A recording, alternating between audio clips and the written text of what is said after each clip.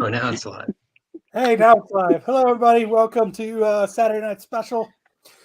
We are live. Longest 8 seconds ever. We've got a lot of cool stuff for you guys tonight, so hang around. I think we got a pretty cool top 5, even though Harmon thought we were joking about it.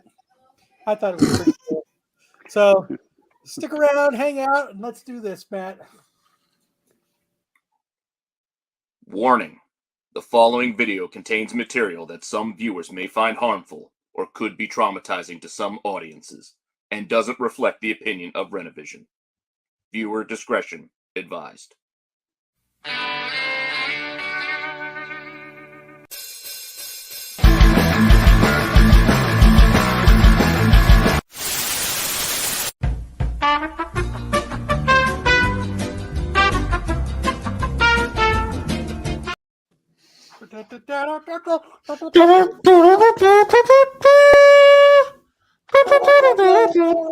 So, how's everybody tonight? Better than an average man. Whenever we, in our group chat, whenever we say this is the top 5, it's always a joke. Are we live? What's going on? So, No, we're not live. Nope. Kyle's Oh, just practicing. He's just warming up. I died 5 minutes ago. Sticks is dead. Hartman doesn't know we're live. Kyle is just Kyle. enjoy my freshly made soda. Ooh.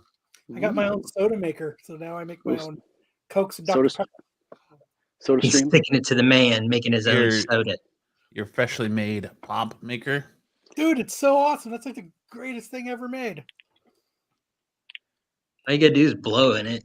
SNS is the place to be on Thank Saturday you, night. thank you, Repair. That's So- not how you make soda. What?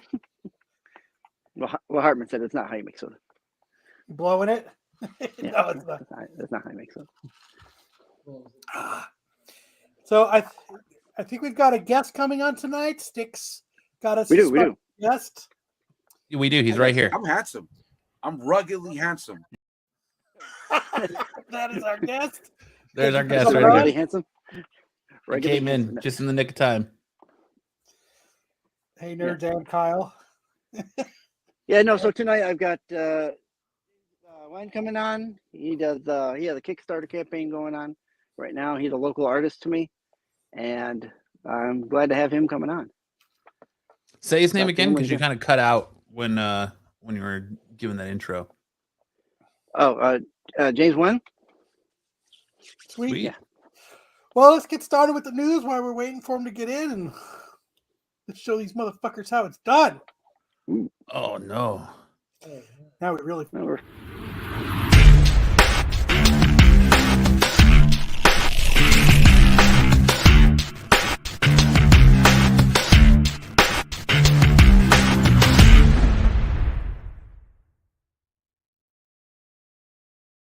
Oh well.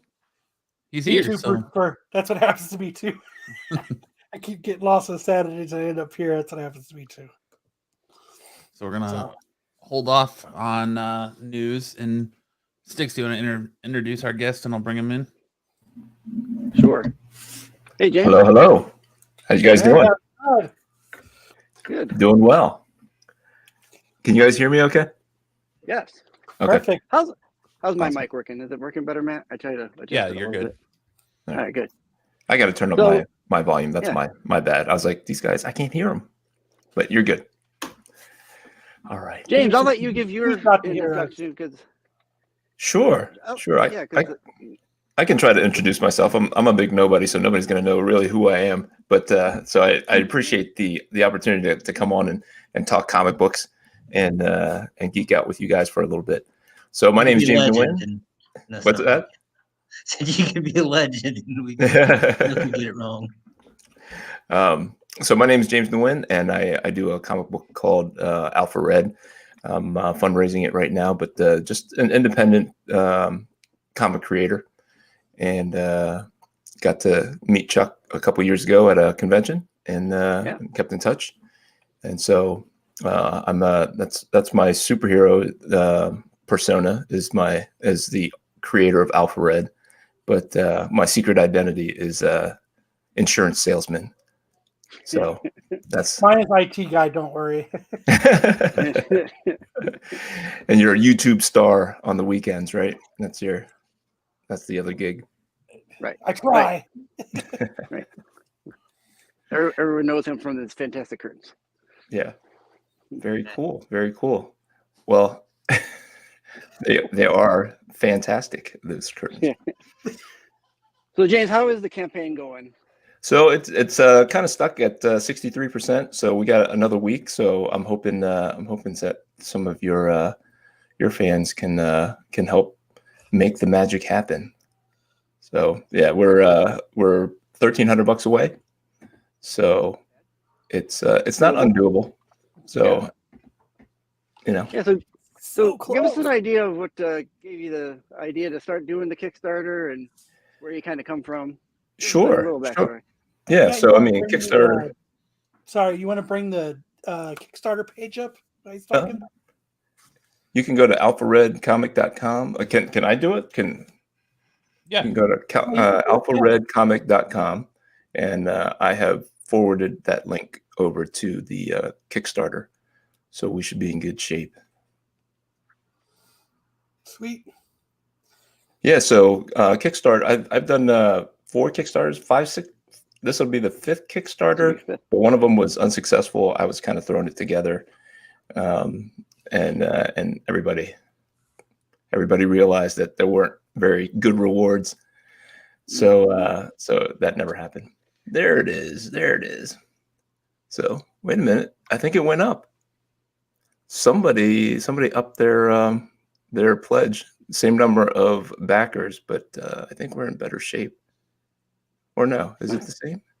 3,500 is your goal. You're sitting at 2,769. Sweet. I think somebody heard my tears on Facebook. Like, please. So what was? How did you come up with this? What was your? Yeah, so this. So the sad part is this is year number 10, and so it finally concludes after a decade of working on it. So it's issue number 5, and it finally concludes. And when I started it, it was it was kind of a resume. I was still trying to break in, to the comic book industry, and I was just, that dream was still alive, and it's not so much anymore. But you can't stop drawing. If you're a creative person and you draw almost every day, it's hard to stop. And I tried. After my second kid, I was like, you know what? I got to be an adult. I got to stop drawing. And so I put Alpha Red on the shelf for a little bit. And actually, no, that was another project. Even I put it on the shelf, and was not happy. I was just an angry elf, No outlet, right? Yeah. I mean, that's what it is. That's the creative juices are flowing, and they got nowhere to go. And I think I drew like 3 pictures that year, and I just would stare at them like, oh yeah, this is where it's at. Right. But yeah, so then I think that's when I hooked up with the guys who did Fubar. I don't know if you guys are familiar with the zombie anthology, the World War II zombie anthology, Fubar. They asked me to do a short story with a writer named Mike Emboden. And he, after we did that 8-page story, he's like, you want to create something together? And I was like, yeah, let's do it. And so we started on what became Alpha Red. And, as collaborators try to collaborate, and things just don't work out. And I was taking forever with the artwork, just because I have a wife, 3 kids, a job, so it wasn't realistic. It wasn't a realistic season in life to try to be starting the next big comic book property, So yeah. So I like that poster E, issue 5 cover. Yeah. Which one was that? So I'm wearing the hoodie. So you still find yourself like extremely busy, or are you going to try to do something now? Or So, right now it is the conclusion of Alpha Red, and so I'll have the whole story. So part of the idea, the goal right now is to launch Alpha Red like for the whole world. Here's the original of the. I don't know if you guys can see that original for issue number 5, but that's here. But yeah, so it's kind of ready for distribution after Alpha Red number 5 gets colored. It'll be 5 issues of a fully colored comic, and then I have to decide whether I want to go through Diamond directly, or if I want to find a distributor. And like Image, you can submit ideas to Image. That would be kind of a dream, to have something published by the Image guys. Have you thought of doing like You cut out Hartman. Repeat that. Are you planning on doing a digital release? So you can get digital copies of it. I know. So I use Kablam as my printer, and I know that they do have a digital format or whatever that I can release it on. There's some kind of tax thing that I can't find. Like I have to come up with a tax number. I'm like, I'm not a real business. Like, do I need a tax thing? Oh yeah. Oh, you need a DIB. Yeah. So whatever that, I don't know. Is it expensive? I think it's like what, $30 or something to register as a business. Okay. No, Yeah, no more than 60. I don't know if No more than that's 60. I don't know like for sure. I just remember seeing that number when I was looking it up where I'm at in Indiana. So Yeah, no more than 60. I think here in New York. So Okay. Yeah. No, I'll have to look into that. It was a lot of it was just trying to get the project completed, and Right. I'm super happy that all the artwork is done, and it's just really waiting to see if the colors can happen, and I'm sure it will. I you on do this to IG? myself every time. Are you on Instagram or anything? I am on Instagram, but I'm not on Instagram. Like I have an Instagram account that I don't manage. it's a shell company. Man, you should try. I'm just over, like I'm such an old man. I do Facebook, and that's all I have the energy for. Like I got to jump over here and I got to jump over there. That's the thing. They've got this new thing. It's a Meta Business Suite. So anything that you post on Instagram goes automatically over to Facebook. Oh, so you got to start with Instagram and then it jumps over to Facebook. I think you can actually get It goes on both ways. the Meta Suite and link a Instagram account to it. So if you post on one, it'll post on the other. I'm not 100% sure exactly, but yeah, I know that when I post on IG, it goes to Facebook. Yeah, and so in all the stats and stuff, it'll tell me the age range of who's viewing my information, and like it gives you a bunch of data. So like if you follow me on IG and I post anything, it goes to my Facebook page, the Sticks Boy 73 Facebook page. Okay. So yeah. No, I think I knew that. I just, IG I think like sucks me in too much. Like it's I don't know, they have the hypnotic frequency or something. I spend like hours. I'm just scrolling through because I have my favorite artists. I have like the Lamborghini site, I have the Bugatti site, and I'm like, ooh man, that's cool. And then hours pass. The videos get you. Oh yeah. Oh, you can forever scroll on their reels or whatever they call them on there. So you were at a con. Mr. Sticksboy walks up, and he just wouldn't let you go, huh? Like, no, I think how many times you tried to shoo him away, he just kept coming back, huh? No, he reached out to me before I got to the show. I think right, Chuck, and he asked for a booster gold, I believe. Yeah, was that right? Does that sound right? That is right. Yeah. So but no, that was. Hey, I got stuff. So get out of here. You just walk around and he comes back and he's just all of a sudden back at your table again. That happens sometimes. This happens sometimes. Oh, yeah. It's okay. Hey, I already drew that booster gold for you. All right, thanks. Yeah. Back It's time for an update. It's time for an update, Chuck. That's true. Yeah. So give us a rundown of what exactly Alpha Red is and kind of why you were so felt the need to bring this story to the world. Yeah. So like I said, when I started it, it was a little bit more just for fun, like Like, let's just do your run of the mill action, superpower guy. You find the bad guy and you beat up the bad guy, like just fun comic book stuff. And hopefully Marvel or DC sees that you can draw and that you can complete a deadline or whatever. You have something that you're walking around with. And then it was taking too long. And so the story morphed from just that kind of run of the mill thing into more of a faith-based comic, where the hero still gets a chip implanted into his head, and he gets super strong, super fast, super smart. But then his enemy is the devil, And so in my story, the devil has been betrayed by his right-hand demon and cast into the body of a mortal person, and then cursed with immortality. So he's been walking around. You can't kill him, but he's got no superpowers.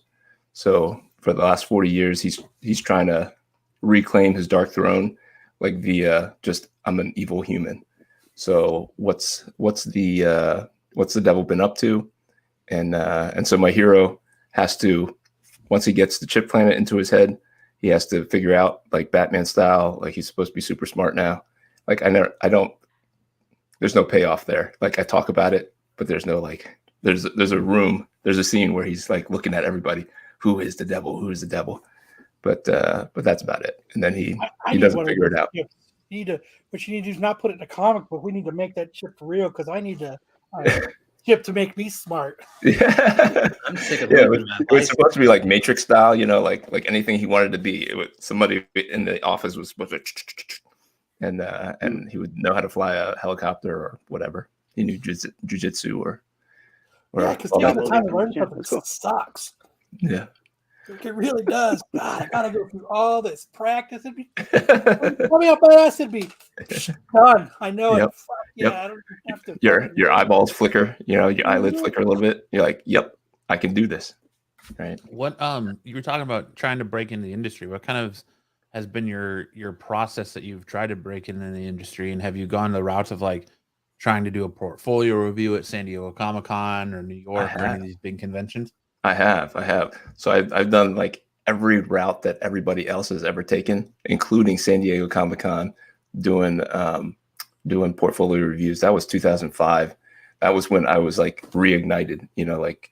I gave it up for 2 years, and then in 2005 I said, I'll just go to one convention, set up my artwork, and see if and pretend like I'm a real comic book artist.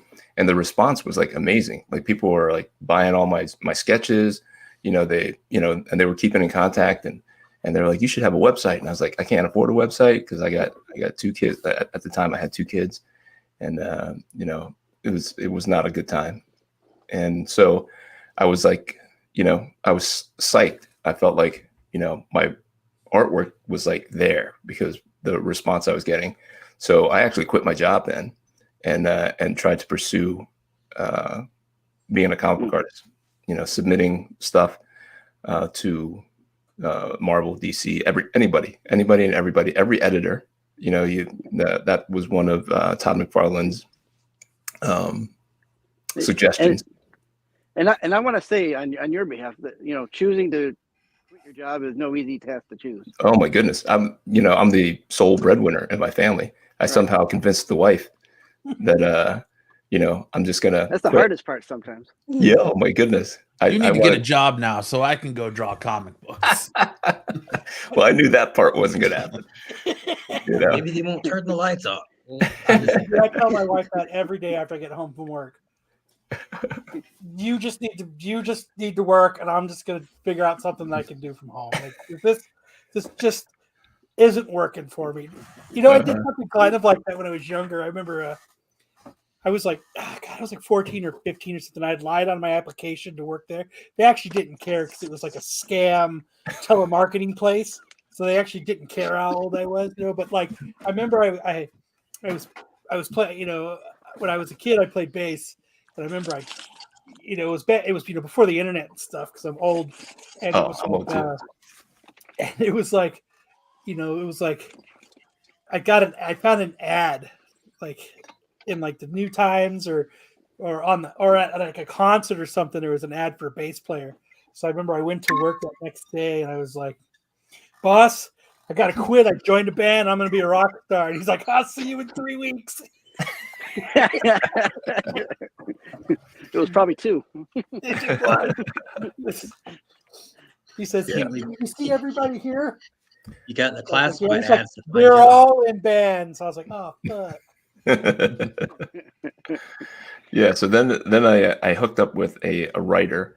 I don't remember the thought process, but when I quit, I don't remember how it went down, but I was in San Diego in 2005 trying to show my portfolio to Marvel and DC and everybody.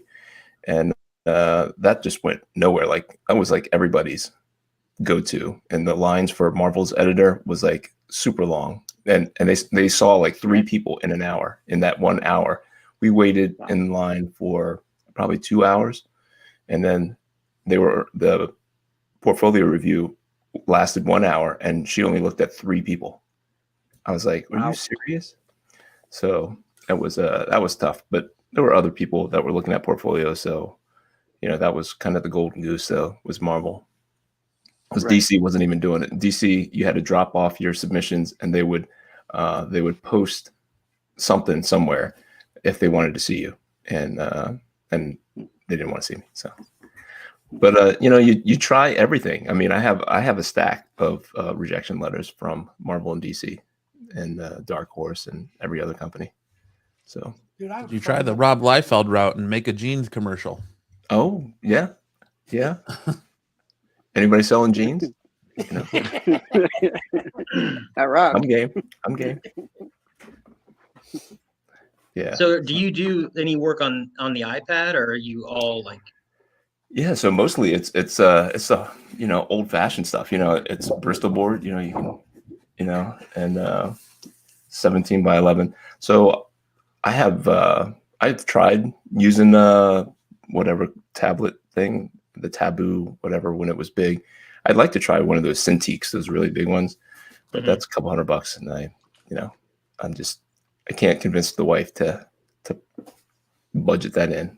Yeah, that is that what Todd McFarlane uses with us? Because he's got a pretty cool looking thing. Yeah, no, I see him on Facebook. That's awesome. I'd love to do it, and really all it is a big screen that you can, it's a touch screen is basically what it is, and you hook it up into your computer, and he's just doing Photoshop, or he's using whatever program that you can have. But I'd love to try it, but I don't know. I like having an original like that I can show people. Like it's hard to show people, like you show people on your phone, like, hey, yeah. here's Oh, my picture. let me bring this up on my computer. Yeah. It's not the same, So True. So what is your process for drawing? Like, how do you like? So thumbnails. It's an ever evolving process, right? Because you're always striving to do a little bit better, and so you're always trying to learn what is another artist doing. And I'm jealous of some of those guys who I watch. I follow Todd McFarlane or Spawn Productions or something like that, or whatever his thing is, and one of his guys does it completely digital, and he's like expanding stuff and shrinking stuff and flipping things back and forth. Like if the head's too small, he just picks the head and makes the head bigger. Yeah, warps it. And I'm like, man, that would save me so much time. I'm here erasing stuff, so I'm jealous. That's but what Liefeld does with his muscles. He does Just something. extends them. I think he has a beer before he draws. Draws some of it. It's like, No, if you ever do get a chance, you should check out the Apple the iPad. Yeah. With the Procreate program, it's really you can do all that stuff on it. Yeah. But I was just saying that because I think that I think that we're going to see a lot more digital stuff here soon. For sure. Like and it's hard to compete with that stuff too, because it looks awesome, and they do it so much faster because they don't have to erase or something. I'm learning now. It's a lesson that I should have learned like a bazillion years ago, because Jim Lee, I watch every Jim Lee tutorial, and he's flipping the panel back and forth. He'll be like, he'll shine it up into the light, and he goes through the light, and And if it looks good backwards, then you're golden. You know, if it's cool frontward and backwards, then great. And those guys on the computer can flip them, you know, on the computer.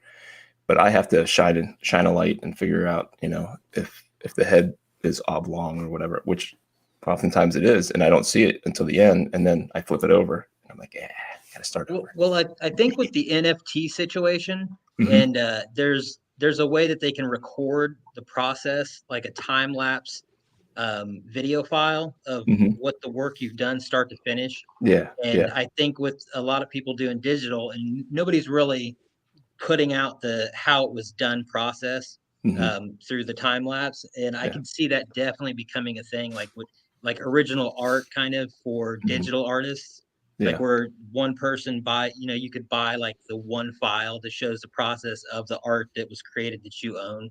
Yeah. I mean, it's not really looked at like that yet, but I think Yeah. that it eventually will come to that. So Yeah. I don't understand the NFT stuff. Like I see people like doing it and trying it, and I hear artists talking about it. I just don't know. You know, I don't know who That's a good collects it. place to be with it. Yeah. Just don't even worry about it. Yeah. Yeah. Don't. Yeah. It's kind of like AI art. Just don't even worry about it. oh, you could make yours, you could do something with your stuff being broke and not having Yeah. What? I didn't hear that Within last the part. metric. Sorry there. the AI art that they're doing now. Like there's a guy that created 400 or 500 characters for his comic universe by using artificial intelligence. Okay. He got fired from his job, and he just got onto AI and started generating characters for his comic book universe that he created. And like so he saved thousands and thousands of dollars just by doing it himself. Yeah. So Sure. Yeah. I mean, if you can't draw, then yeah, then that's the use thing AI. too. There's a lot of different avenues to look at it. Like if you can't draw, or if you have an idea, if you don't have any arms, you could Yeah. get those created just by using prompts. Like, Yeah. I mean, Yeah. paraplegics could make art, Yeah. for God's sake. Yeah. Yeah. I don't know. I don't know where it's going. You know, I just know that I enjoy drawing, and I'm Going gonna just forward. keep going. You know. So you made the comment that you're not so much looking to get in the industry now. If DC or Marvel comes knocking, are you going to answer that door, or are Oh. you just kind of still like, Yeah. I'm good. This is the end for me. Yeah. No. So there's two characters, because you know I'm an insurance salesman, and I do okay money wise. So it would have to be something that I want to do. I'm not going to draw some Joe Schmo new character or something like that, and take a chance. I do Spider-Man and I do Batman. I thought about it the other day, and somebody asked me, "Hey, you know, I want to hire you. I want to develop some characters. I want this whole new universe." I'm like, unless you're from Marvel, unless you're a Spider-Man editor or a Batman editor, like I'm pretty cool where I'm at. You know, I got ideas too. So since you're an insurance guy, can you insure all your art for a lot of money and then seriously have it go missing and then pay yourself back a lot of money? Off the record. Insure yourself, commit fraud, and then cash it in. Hypothetically, While talking about it on the internet. Yeah. I have a friend. I'm asking for a friend. Is that what they say?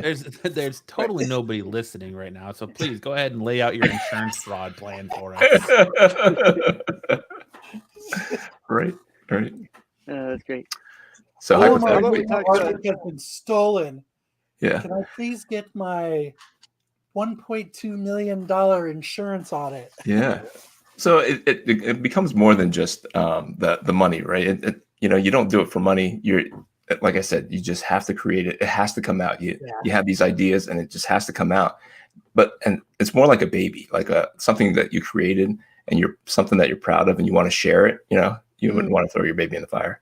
So like you're like, look at my baby, love my baby. Now give me some money for looking at my baby. You know, that's more of what it is. And then like, oh, you want to raise my baby, Chuck? You want my, you know, Booster Gold baby? There you go. You know, kind of a He's thing. terrific.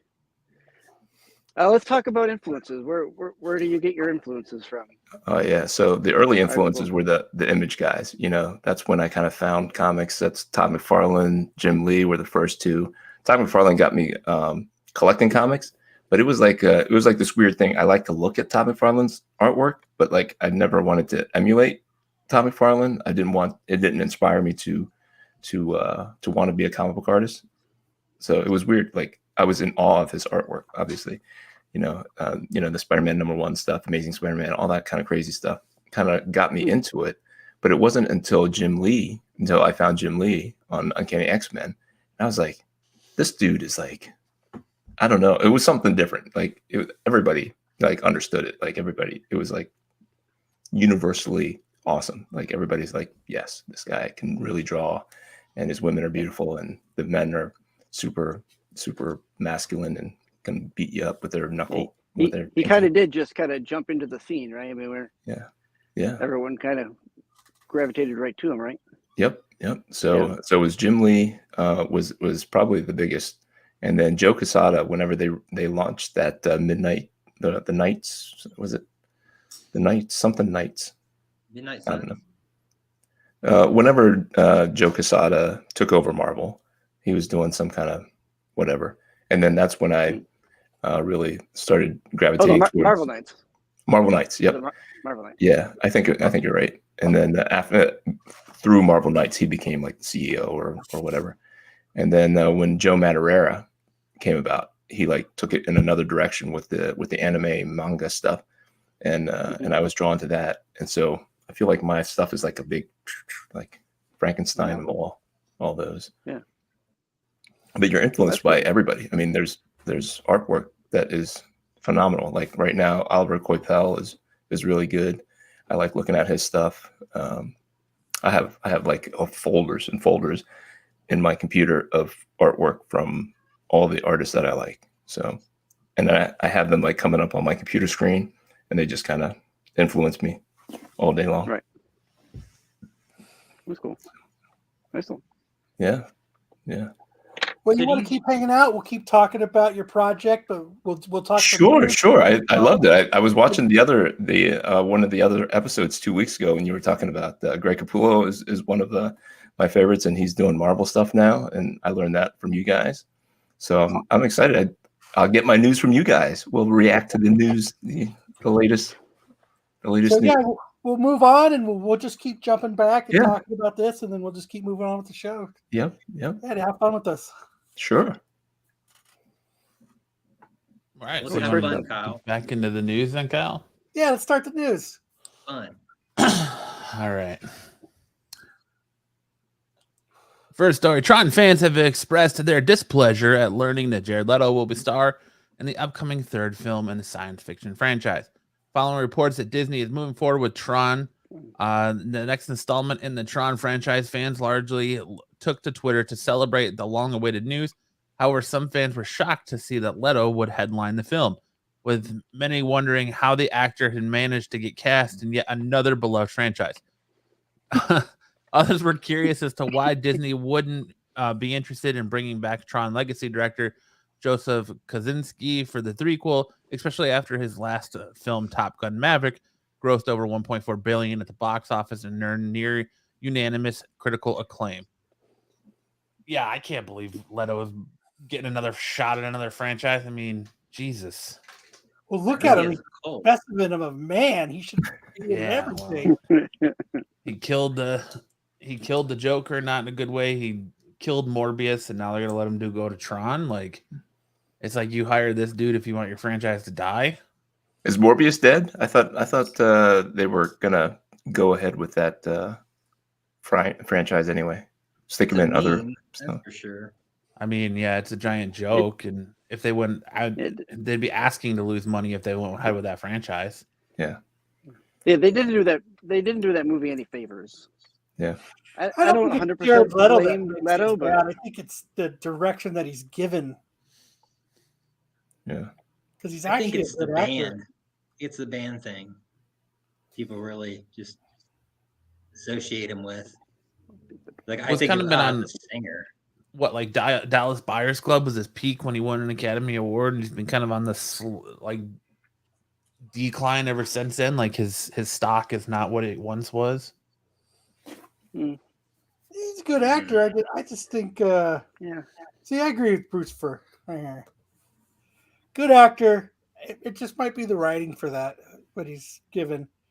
And just like Suicide Squad, they cut a lot of his shit out. They did. Yeah. So, and I mean, Morbius wasn't. He should play Meth Man.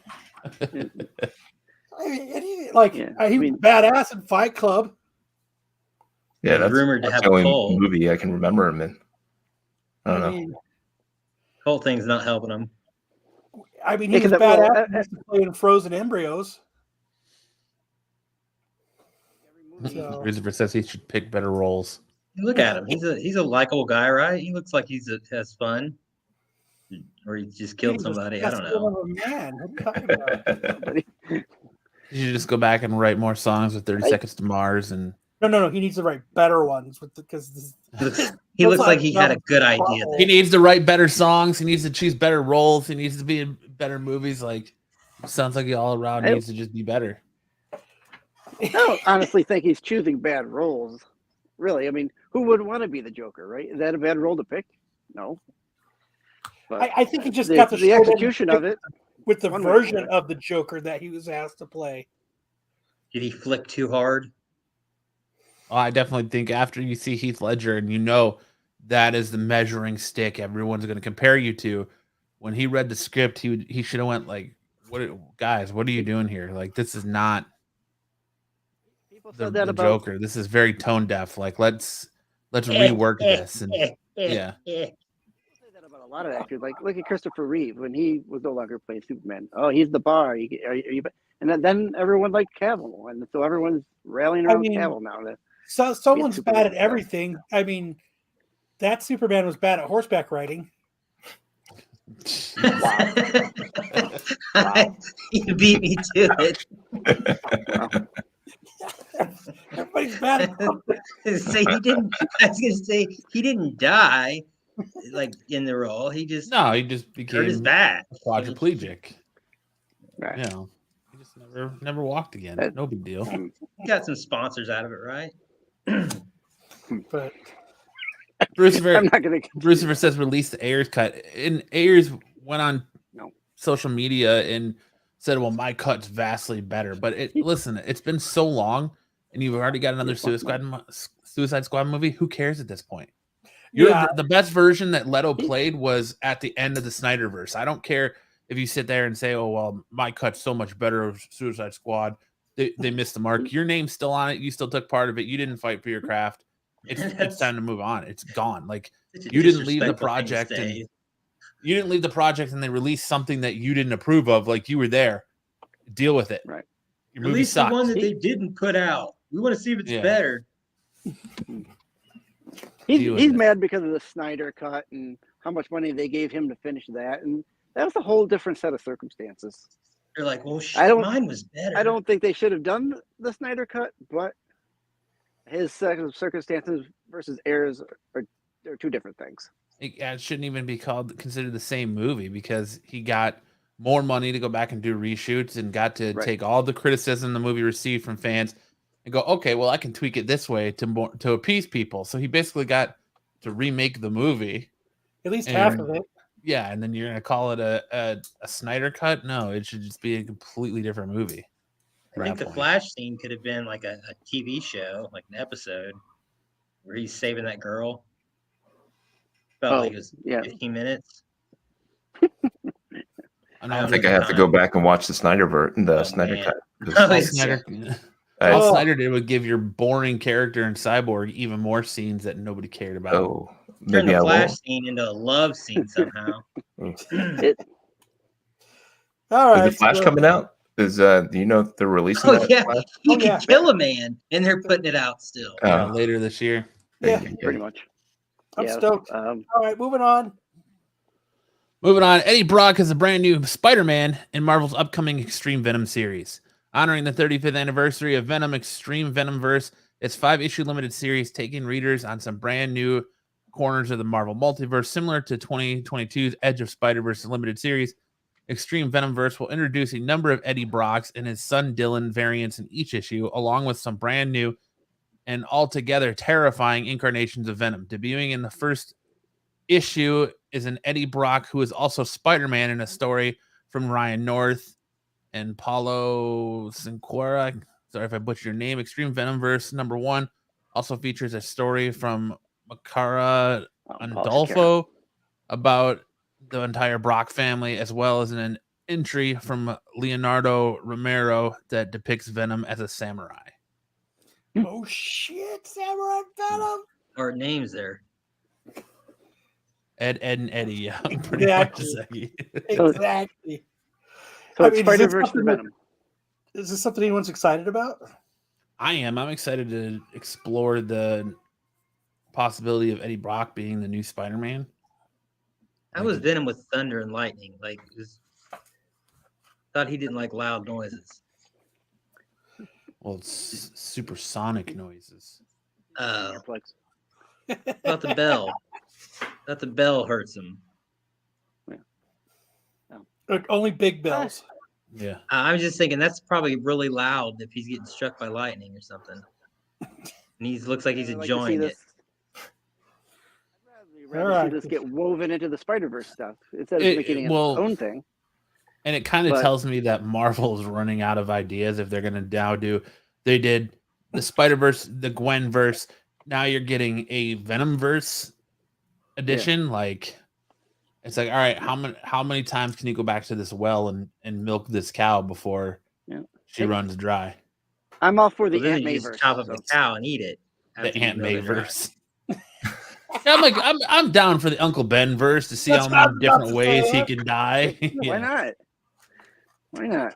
This version of Uncle Ben was hit with a waffle iron. This version of Uncle Ben was run over by a snowplow. You got this Jeremy version of Renner. Uncle Ben got pushed This off the version Grand Canyon. Gets hit in the head and he turns evil and tries to kill Spider-Man. This version That'd of be a good Uncle one. Ben got Peggy Hilled and he jumped out of an airplane without a parachute and it didn't open and he hit the ground. So Uncle Ben just didn't come home one day. This is one where Uncle Ben's making rice. I was just about to say that. We can give Uncle Ben his little side story where he's just Yes, living his Gross, life. Also, what if Miles? That's a good point too. So, You know, Uncle Ben got run over. by a great, reindeer. So we'll see. When does that come out? Probably gonna be Did it great, say? right? So Later this year, later in 2023. Sorry, what'd you say, Sticks? I'm sure the characters that are going to be great. You know, it's just another series for people to go out and spec on. You know, for Venom is this and Venom is that. And I hope we get a Gwen- fucking acetate of it. Time flows like a river, and history will repeat itself. Yeah, That's it's a series. It's going to sell like hotcakes, because everyone's trying to catch lightning in a bottle twice and hoping that they can get the next Spider Gwen in this, you know, or Spider Punk or Spider-Man Noir or whatever Spider-Man variant you're specking on this week. I'm going to make a Spider-Man book that nobody knows is coming. I hope they make one that says Spilo Ren and then he's in Star Wars. Spider-Man in the Star Wars universe. Mine Venom likes to go out and party and have fun on Friday nights. That's a hint. Joe says he wants his Uncle Ben not to die, but lose all his money in a crypto scam. And he's pink.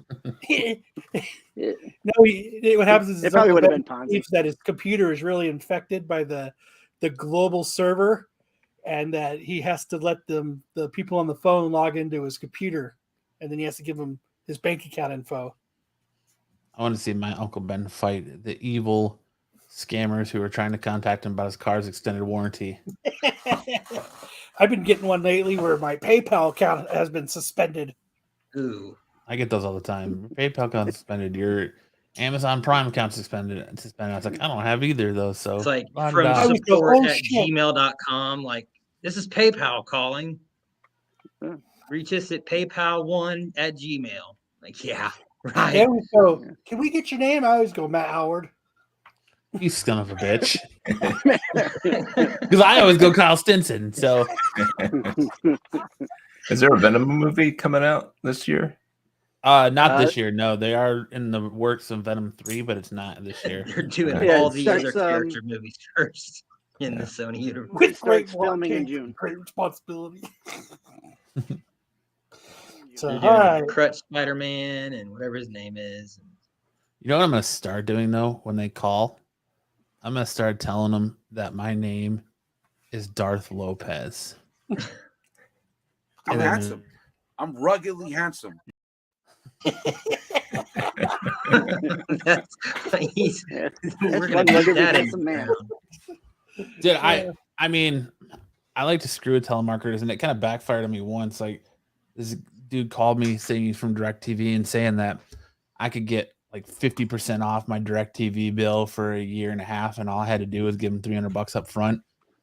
So I listened to his spiel, and then at the end of it, I was like, "No, I'm not really interested." And he was like, "What?" And I was like, "Yeah, I'm not interested." And he's like, "All right, well, do me a favor." I was like, "Yeah." He's like, "Send me pictures send me nudes of your wife."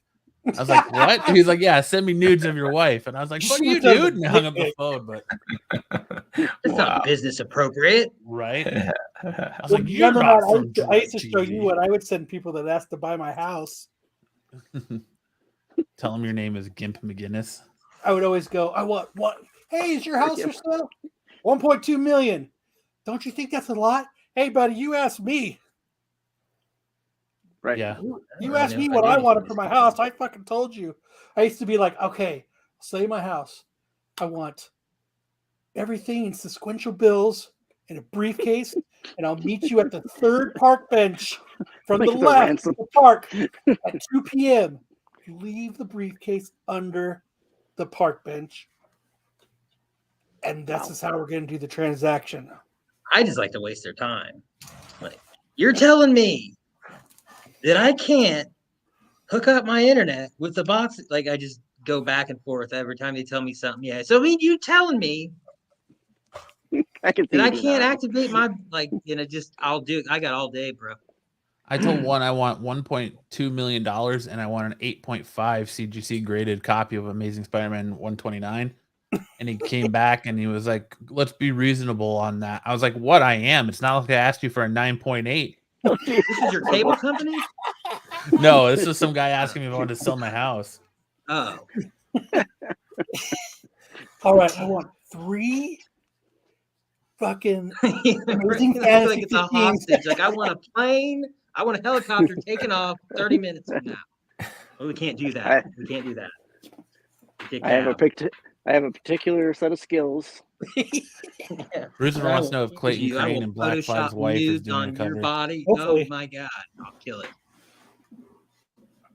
Yeah, he's gonna do the wife stealer variant where it's I'll Peter put your Parker shit in sitting there AI. crying and Eddie Brock just stealing Mary Jane from him. He's like has her like he I has her tried to. like around the waist like this, holding her, Yeah. and he's like, Send his wife pictures of him doing something that's clearly been cut off. His head's cut off and put on like another image. It's gonna be a cover of Eddie Brock at a con, and he's got Mary Jane just bent over a con table, and Peter Parker standing just sobbing Man, while he's I'd be holding up pretty a picture scared. of the Ultimate Fallout ascertain cover. James is like he's taking notes. He's like, I know what my next comic book is. No, I I've just got gotta, man. no, I Stereotypical just Transformers. That's my next one. I'm making Transformers that are based on like,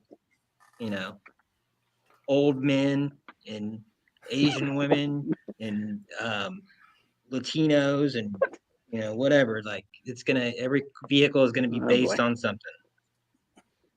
It's gonna be AI generated. All right, moving on. there you go.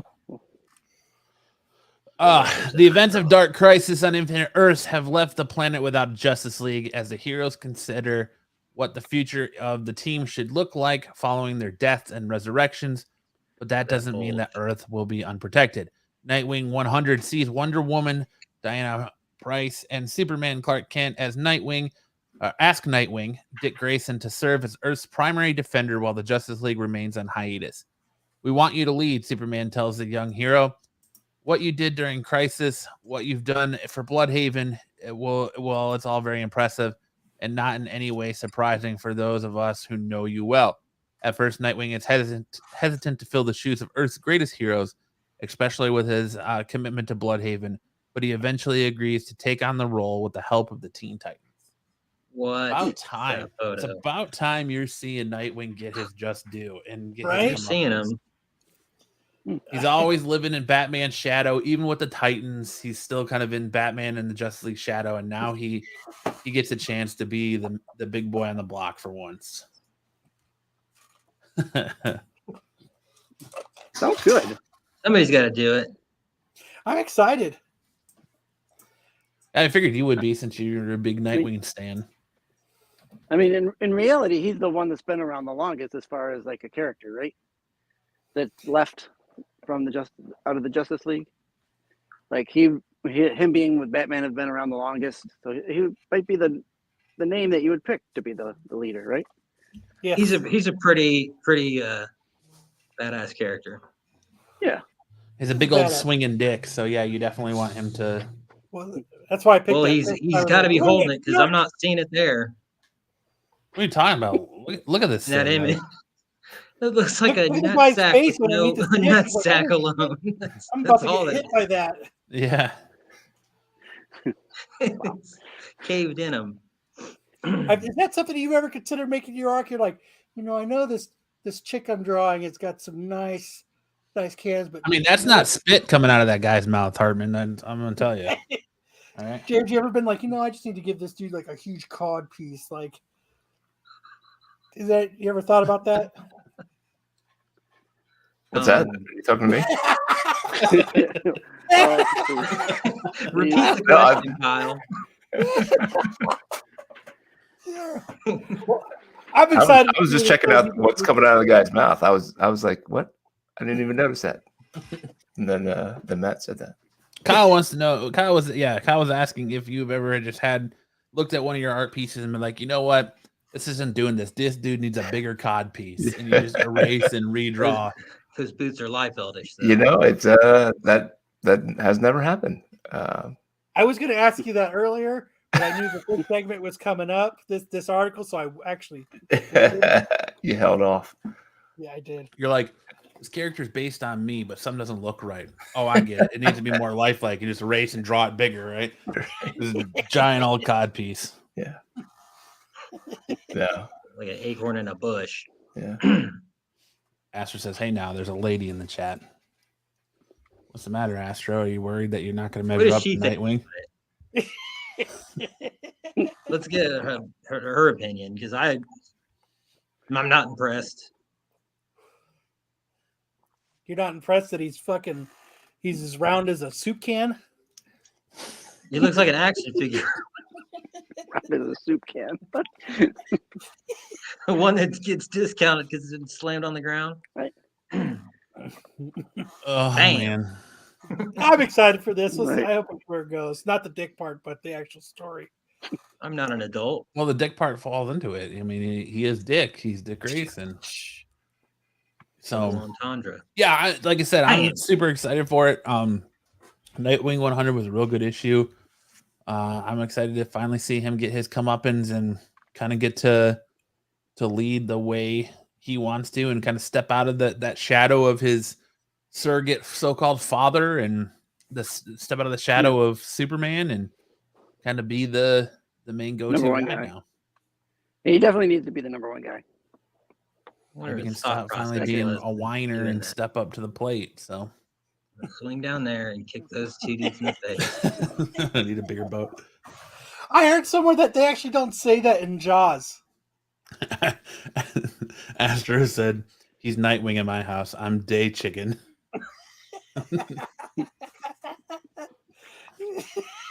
We turn that picture to something else. Is it making you uncomfortable, Hartman? Yeah, it is, man. I feel like I'm supposed to be finding something. It's not there. Oh no, we found it. We've been talking about it for a few minutes. Yeah. All right, moving on. Are you not entertained? Right. CBR can exclusively reveal the upcoming Teenage Mutant Ninja Turtles: The Last Ronin Lost Years prequel series from IDW will soon expand with a tie-in one-shot dubbed Teenage Mutant Ninja Turtles: The Last Ronin Lost Day Special. Written by TMNT co-creator Kevin Eastman and Tom Waltz, with illustration by Ben Bishop and colors by Luis Antonio Delgado. The 40-page special hit stores in May 2023 and stars April O'Neil, her daughter Casey Marie Jones, and the four mutant turtles the Prior have adopted into train. After April takes the turtles with her on a supply run into the devastated ruins of New York City, she becomes embroiled in the latest power struggle affecting the streets and needs to race home with her 4 reptile friends before it's too late. Dude, that Boss Logic cover is pretty dope. It is. And I'm sad. Like, I love The Last Ronin. I can't wait for Lost Years. But it was supposed to come out in November, and then it got pushed to January, and now it's getting pushed again until like April. And then this comes out in May. So it's like this series, the 5 issues of the series took like 2 years? It took like the entire time of COVID to come out. Yeah. Yeah. I was gonna say it worked for the regular series, so why stop now? Well, I just think, in this series, so many people are all over it and want more that, they can take their time and release it whenever, and people are still going to eat it up. So is the shell going to repair itself over time, or is it just cracked now forever? No, it's just I don't know how turtle shells are. Yeah. And in the ongoing, Bebop and Rocksteady beat the living hell out of Donatello and destroy his shell, and they make him like a metal one that he wears now. So that's pretty badass. Metal shell. It's that is cool though. Like the logic with the duct tape and like the plates connecting like holding the pieces of the shell together. They got stuff that stops leaks in boats now, though. Just put a little Flex Seal. Yeah, Flex Seal. That's what I was thinking. A little Flex Seal on that bad boy, and it's come on, dude. Just go to Home Depot once. What he actually needs is the flood. Flex Seal just came out with the flood type stuff that's made for floods. That's what he 3D needs. printer. That helped. 3D printed shell. There you go. Mm-hmm. Yeah, that's only plastic. You break right through that. Yeah, true. We'll talk. Flex Seal. That's so funny, man. They got the dude from Flex Seal putting it on his shell for him. That'd be fucking. Look at this boat hole. Yeah, I can put it in a boat hole and it stops the water from coming through the hole. He's got a hose and he's spraying at it. Look at that. Not a drop inside the shell. Oh my god. I'm not really sinking excited at all. for more Last Ronin. I hope this is as good as The Last Ronin, which started out much stronger, in my opinion. Turtles in a Flex Seal. Is that a Rambo homage? Yeah, it kind of looks like it, doesn't it? It'll take another 2 years, Zaggy says. And Joe's Doolin says, well, it's IDW, so we'll see it sometime in 2026. Probably. Maybe they'll hire me. Man. If they can take that long. You already closed that door. You said you're only drawing Batman or Spider-Man. No, if it's going to take him like 6 if it can take him 10 years, I got time. I got time to do it in 10 years. I think you gotta change it. You're like, all right, Batman, Spider-Man, or Turtles. Turtles. I should have said Turtles. I love Turtles. Every year, my thing was draw Spider-Man, draw a Deadpool, and draw Ninja Turtles. So IDW, if you're listening, Dark Horse, and everyone, if you got a Turtles book, that's James is back in. I'm in. Aftershock, because you'd be like Matt, and you won't get paid. Ooh. Yeah. Don't get paid. Well, I'd like to get paid. I like money. Hey, the comic book with hand as a character. They're gonna make sure everybody gets paid, all right? Right. Everyone will get paid.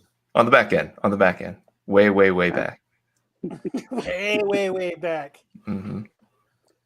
So, that was always the deal with somebody would contact you on a chat, like you'd be posting stuff and they say, hey, I got this idea.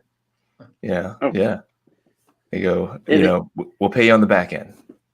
You get a percentage of everything. I'm like, okay. They try to hit you up and get you to do the art for free and then not pay you. Yep. So like a percentage of nothing is nothing. Yep. Exactly.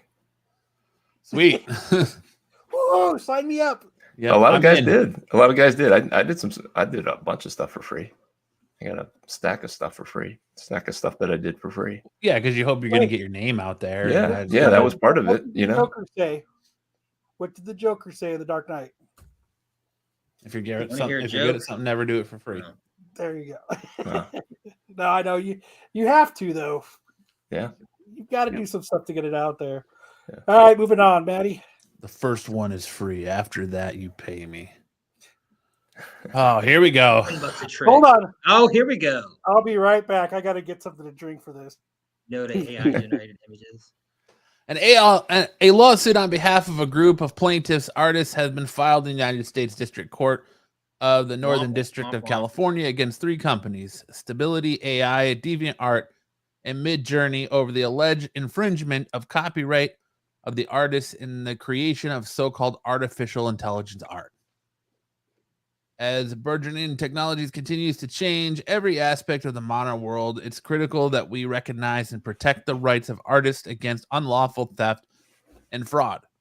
This case represents a large fight for preserving ownership rights for all artists and other creators. Said Joseph Cervani, founder of the Joseph Cervani Law Firm LLP, who is represented the plaintiffs along with can't see because it cuts off there. Hold on. Matthew Butterick and Lockridge Grindle. I can't read that name. Cares about the fucking names. Yeah. These AI generated names? Dude's name's Grindle.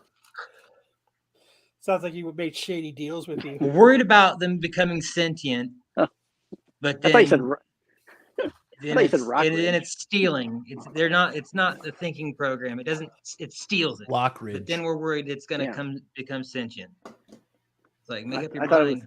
I thought it was the town from Blazing Saddles. So. All right, guys. I'm gonna hop off.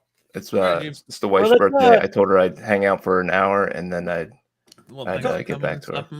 Go ahead and promote all your stuff again. Yeah, so if you go to alpharedcomic.com, you can help support the issue number 5. That's the coloring for issue number 5, and then there's ways to get the whole story right there.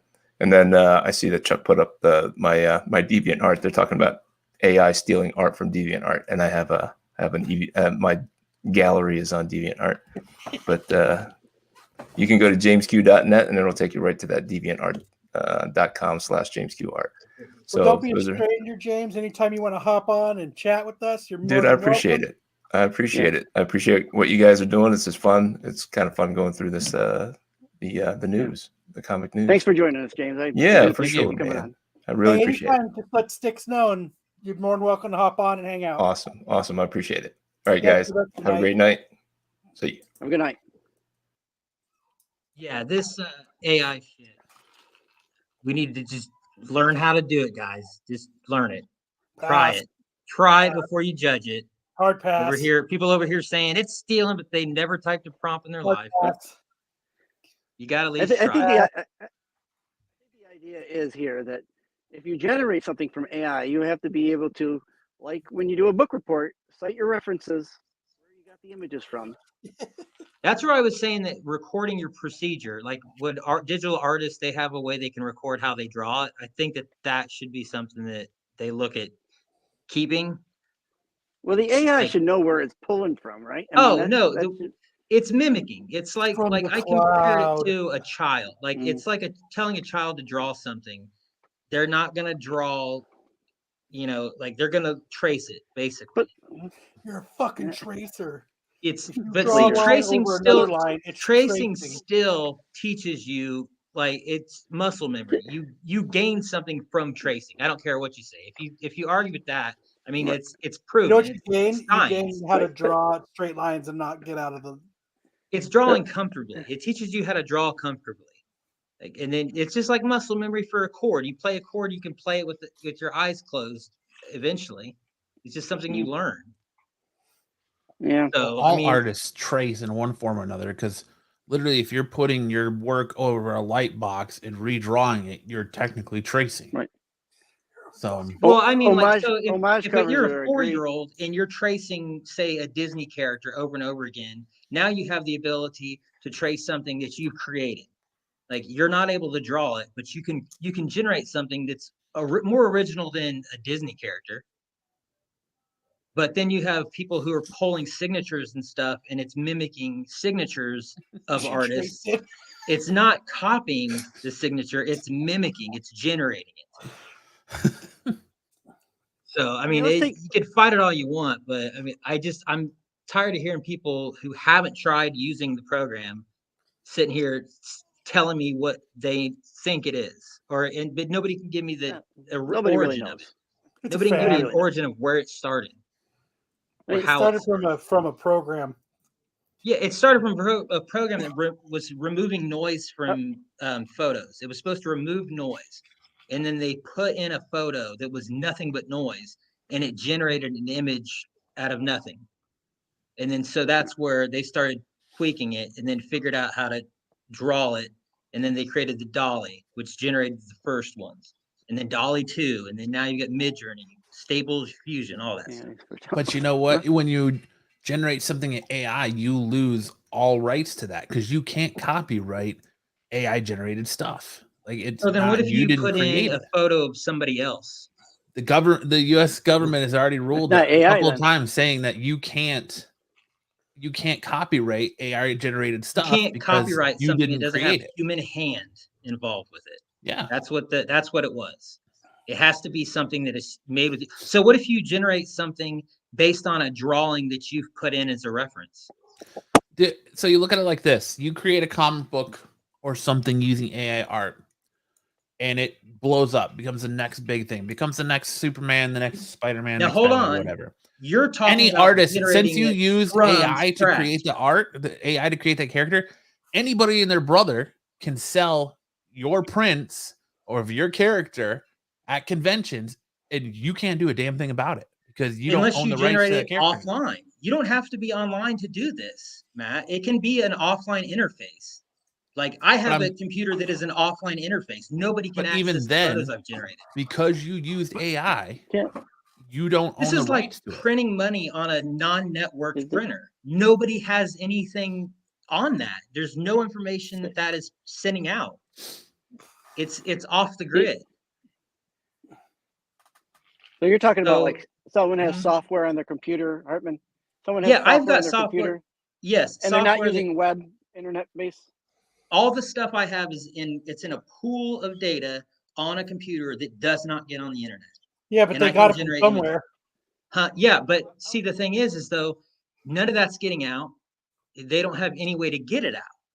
So nobody can steal it. So that's my argument against what Matt was saying. Like they have your information, or that's it's not. I wasn't saying that. It's the same thing you're saying. You pulled those images that it's pulling from somewhere else. So therefore, you took them from someone else. It is now using those images to create a new piece. You can't protect that. So there's if I put something in that I draw as a reference. Well, then the only thing you could copyright at that point would be what you drew. Anything that the AI creates, you have no rights to. It's public domain at that point. So you can have everybody in the world going to cons and selling your art, your character, your shit, and you can't do anything about it. There's no protection for you. Human hand mentioned in the file, like for the copyright in court? Yes, it says it has to be it has to be produced by a human hand, or there has to be some sort of human involvement in it. Yes, that's what I'm saying. Be able to copyright it. If you draw an image, reference it, have a strong reference for what you created, generate it based on the reference, is that not a human hand involved? I'll be your That's reference. not your human hand? So therefore, the only thing that you can copyright is what you physically drew. Anything that you create with the putting those prompts with it in the AI, you have no rights to. So you're telling me you can't have any AI involvement in copyright something? Because from what I've heard, it can't be 100% made by AI. It has to have human hand involved. The only thing that you can copyright is what you drew. God. Anything that's produced by the AI, you no longer have rights to. I want to see that. I want to see that. That's what they're going. There's a whole. There's like 4. No, I know. That's why I haven't seen this whole like AI can't be involved. So if you're using the word generate usually means it's done on a computer. If you're doing it by hand, you say draw. So that, you got to the words you use and how you talk about your art. You're getting generate is you're thinking of generate is like start to finish. Generate a tree and it draws a tree. I'm talking about you have artists that are taking portions of graphics and bashing them in Photoshop, taking something that's created by someone and then something they've created and mixing them together. That's not the same thing as generating an AI image.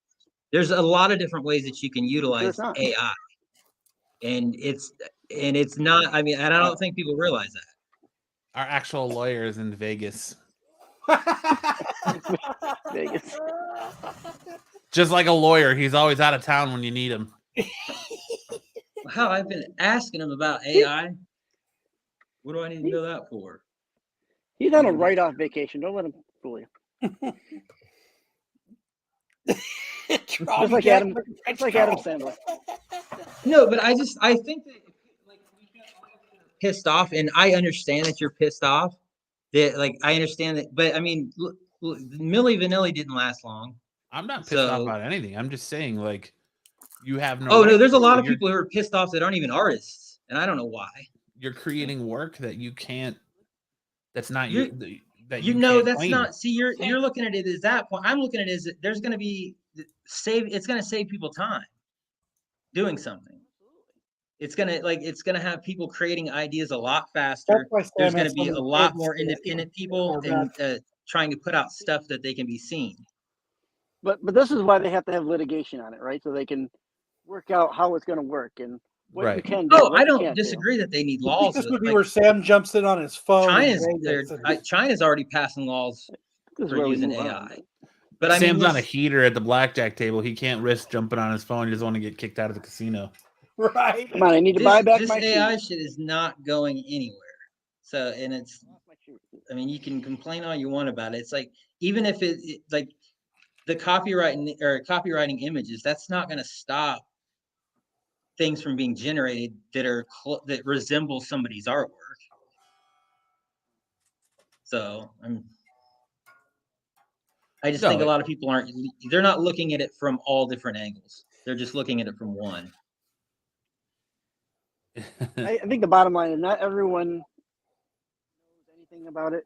Oh, I agree, Astra. I agree with you totally as far as the process of it. But I mean, as far as the time to do something, I think that it's going to save, like, I mean, just for instance, the guy we just had on, he's got a kid, didn't have time, he quit doing it. Like, and it's like, well, dude, now you can do it a lot faster. You could do it with 3 kids and, your job right now. It's that much easier. Right. I mean, even if it's not producing it fully with that, you can use it to help out a lot. Like, you can generate character whatever sheets. That means, Sam.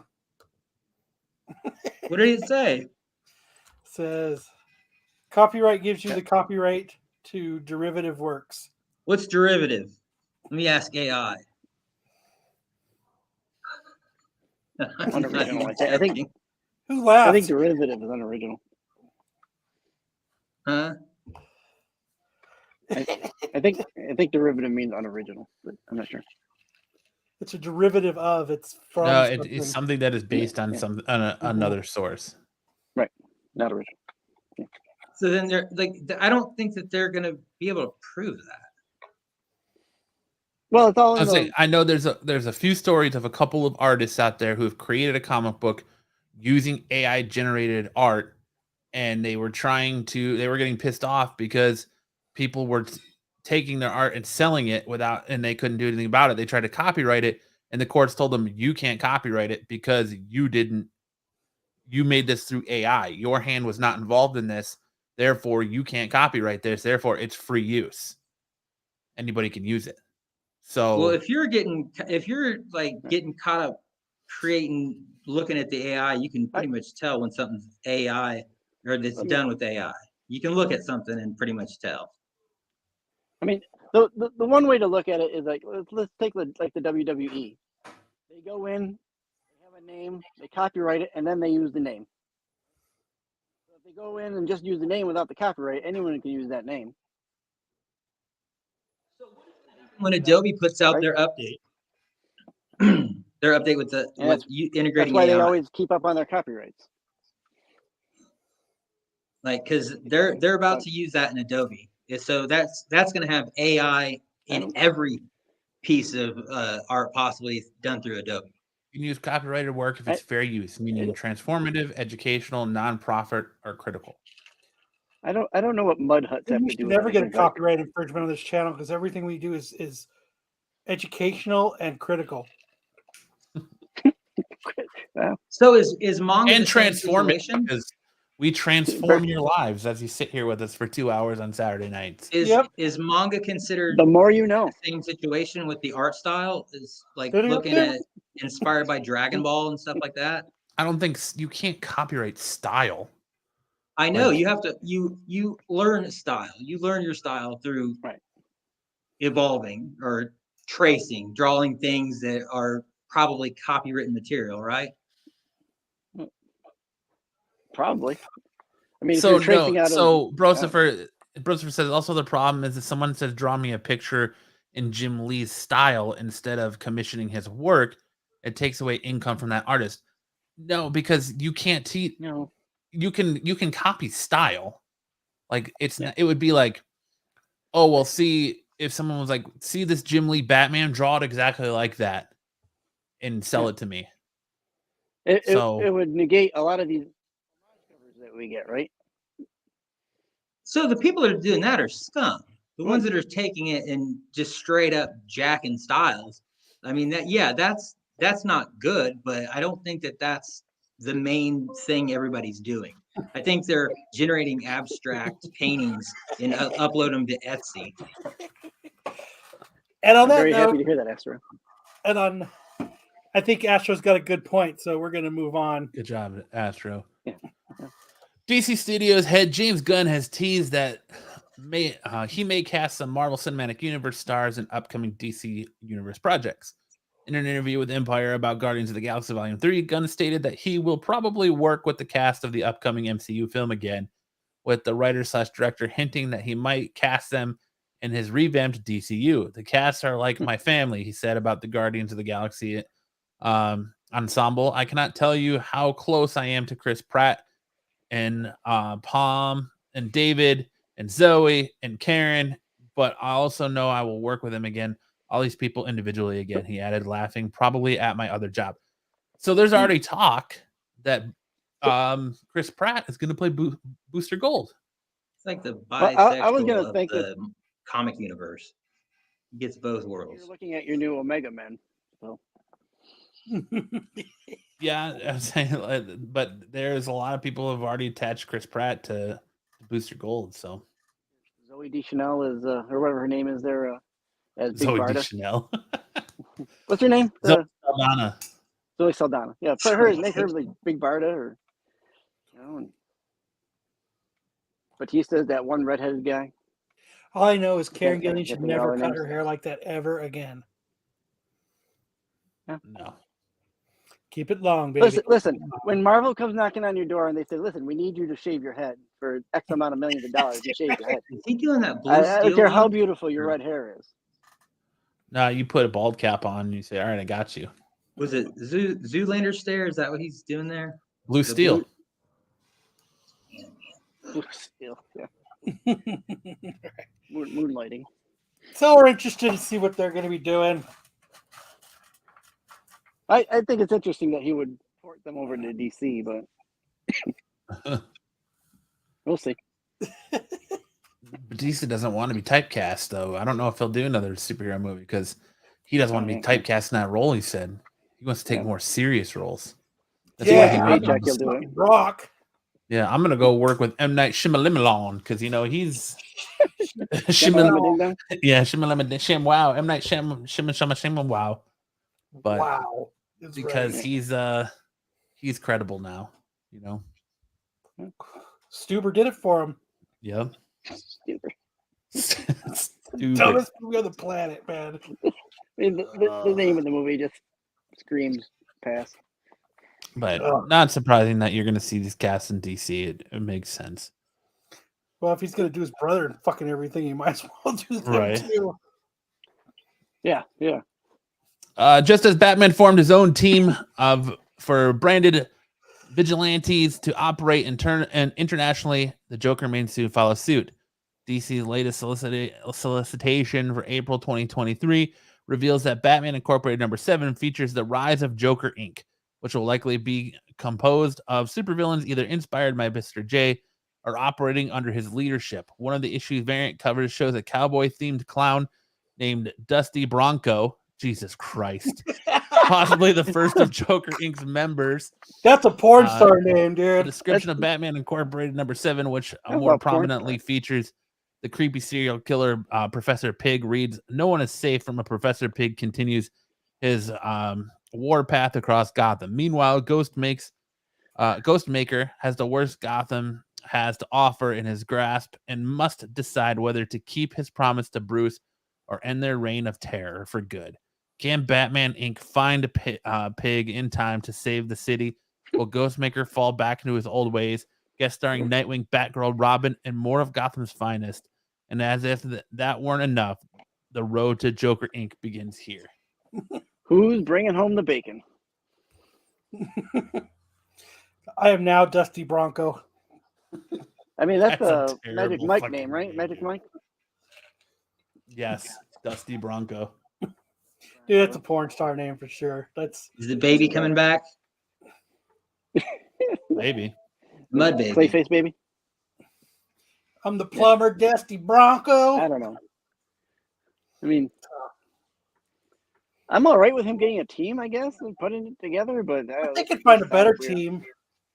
This right? sounds weird. You running out of ideas? I mean, and then calling it Joker Incorporated. I'm Googling what Dusty Bronco's going to look like. We need more Dusty Bronco.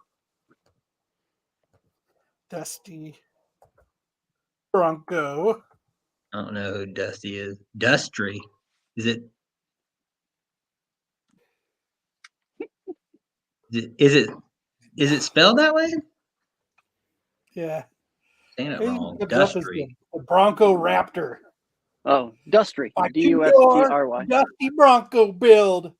A 2-year wait to the day Dusty finally came home. You spell that with an R? Yeah, D-U-S-T-R-Y. Dustry. Dustry. Dusty Bronco. Dustry. Still the same thing that comes up. It's just a bunch of Broncos. I think safe Probably hasn't- search has got to be probably- off. Yeah, Pygmalion. He'll get a lot of Pygmalion pics of Dusty Bronco. My Fair Lady. Let's see, The concept doesn't sound 100% interesting to me, so. What did the Joker call his mud baby? Little shit. Dude, there's no pictures of Dusty Bronco yet. So stupid. Such a stupid name. Yeah. No. Rodeo clown killing people. Interesting. Dustry has sex with his sister. Robert Kirkman says, "Never say never when it comes to continuing his hit Image comic series, The Walking Dead." In the back of The Walking Dead Deluxe 55, which hit shelves this week, Kirkman addressed whether he might one day return to the hit series, which ended abruptly in 2019 after 193 issues. "I gave 16 years of my life to this world," Kirkman said. "I may dabble in it at some point in the future, but I doubt I'll ever return to do a full series. But I'd never say never." In response to a fan letter asking if he would write a new Walking Dead comic, he continued, "Lots of people ask for a new series here. The closest will likely come to this is an entirely new series from me that completely separates completely separate from The Walking Dead, but has subject matter that would appeal to Walking Dead fans. That's the best I can do at this point." Dude, just give us a new series already. So could Christopher Reeves, like, if he would, like, would he be able to walk if he was dead? I mean, like in the No, in the you can't walk universe. when you're dead, Hartman. Usually you're you're in the ground. I mean, the or show's Walking in Dead, though. ashes or- Like, Right. I would have been pissed they- if I was in a wheelchair and saw that title. Like, fuck. They did have zombies that crawled on the ground, too, so. Oh, okay. I didn't know if that's because their legs were cut off or because they like fell off a horse. Mobile. I agree, Joe. That would be crazy to see, though. It's this zombie apocalypse, just one zombie in a wheelchair fucking wheeling down the road. I would be very envious if I was a wheelchair zombie and everybody else It's was an electric walking dead. scooter. Shit, I can't even walk when I'm dead. Look out, that zombie has a hover round. Yeah. Is it all, Yeah. electric Oh, wheelchair? his legs just gave out. Mine were taken from me. Very good repair tech, Tony. Rest in peace, Superman. Do you I'm think sure. if he started something of a new Walking Dead, you'd compare it to the original Walking Dead? You'd be like, this isn't as good. Oh, I think it would be the same universe, so you're gonna look at it. That's what it The should be same. called, the Rolling Dead. Yeah, They should have one, like a handicapable dead. that would or just something. throw a fucking wrench in everything. The guy's like, "There's a zombie coming. This motherfucker's in an Yeah. electric wheelchair," and he's just, We're out of wrenches. Oh my god! Get the spike strip. At least Yeah. you know that will never catch you. He probably couldn't have even incredible sneak up arm on you. strength. Yeah. Got those Electric wheelchair gymnast around. style zombies doing like flips and shit, walking Well- on their hands. I hope if he makes a new one, I hope he does AI for it. Absolutely. Fuck paying Charlie Probably Adlar. will. You don't need his art. Go More zombies. just AI it all up. Well, if Liefeld doesn't take advantage of this shit, I don't know who is. Why? The AI can't draw better hand. Draws about the same Yeah, kind of it hand can. as If he you can. put a hand in for reference, it can draw a hand. Dude, every time I've seen an AI did draw it. a hand, it's all like morphed or it's got like 16 fingers or. I drew like a Disney Mickey Mouse hand and threw Here, it on share an your image. screen and show us. I don't have. I'm on this separate laptop. I've got my laptop in my hand. I can send it to the group. No, I want a demonstration. You want a demonstration of how to use? I can tell you how to. I can show you how to use it. That's why I want don't you think to you share want to your learn screen. that. I want you to draw a I hand. agree with that. Oh, you want Here, to draw a hand? what do you want the AI to draw? A hand. Where are you on Mid Journey? You're not on Mid Journey. I don't know what to tell you, man. Hot pot. What is it called? Are you drawing a hand?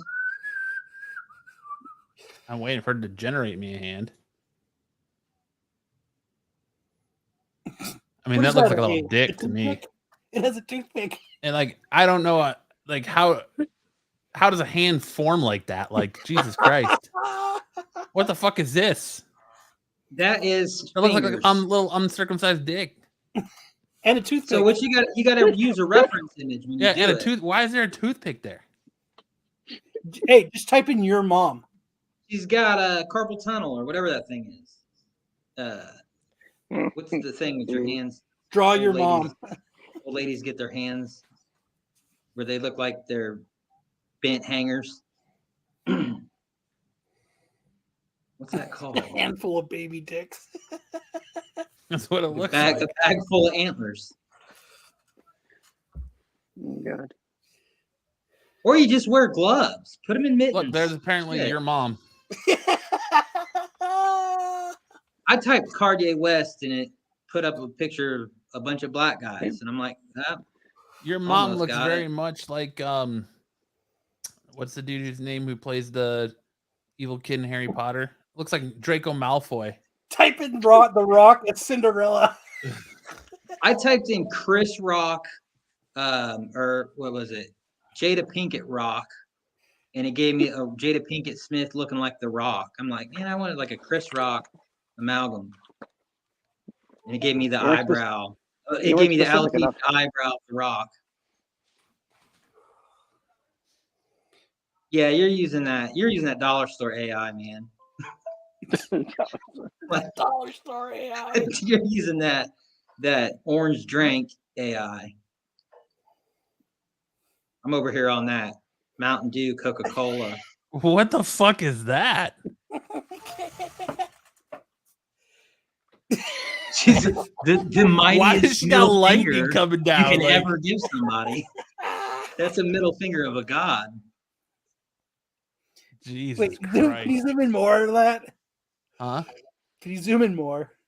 I mean, I can, but it's gonna be all pixelated. Are those I nipples? just wanted to see her face. She's got a full beard. She does. Astro The Rock says or type Sami in Zayn? graffiti. Yeah, you Type in can't graffiti. spell either. That was one of my Doesn't get questions. popular, Is actually. if it's copying, why can't it spell? I've given it words to like as a reference to spell, and it still can't get it. Like, are you fucking with me right now, AI? Spell potato. You can't get Marlin spelled out on a wall when I've given you Marlin, giving me like Merlin Brando and stuff. Is that Marlon Brando the wizard? I don't know who Merlin Brando is. He's a wizard godfather or something. It's not bad graffiti, but what the hell is this? I just drew a hand with 4 fingers. Type in the What Walking Dead. it won't type in words. It like you can't make like I've tried everything to get it to generate a word, and it's like teaching a dog to speak. I mean, like words. Just tilts its head and looks at you. She's holding her flashlight dildo. Dang. Hey, it's Rick. Dude, copyright infringement. It's Rick and Michonne as like walkers.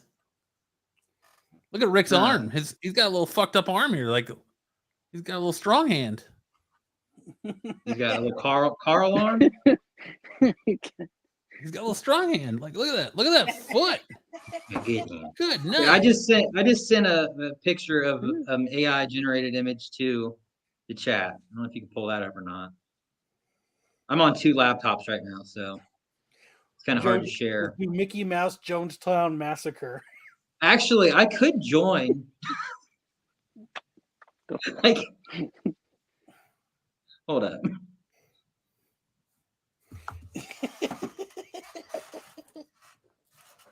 Can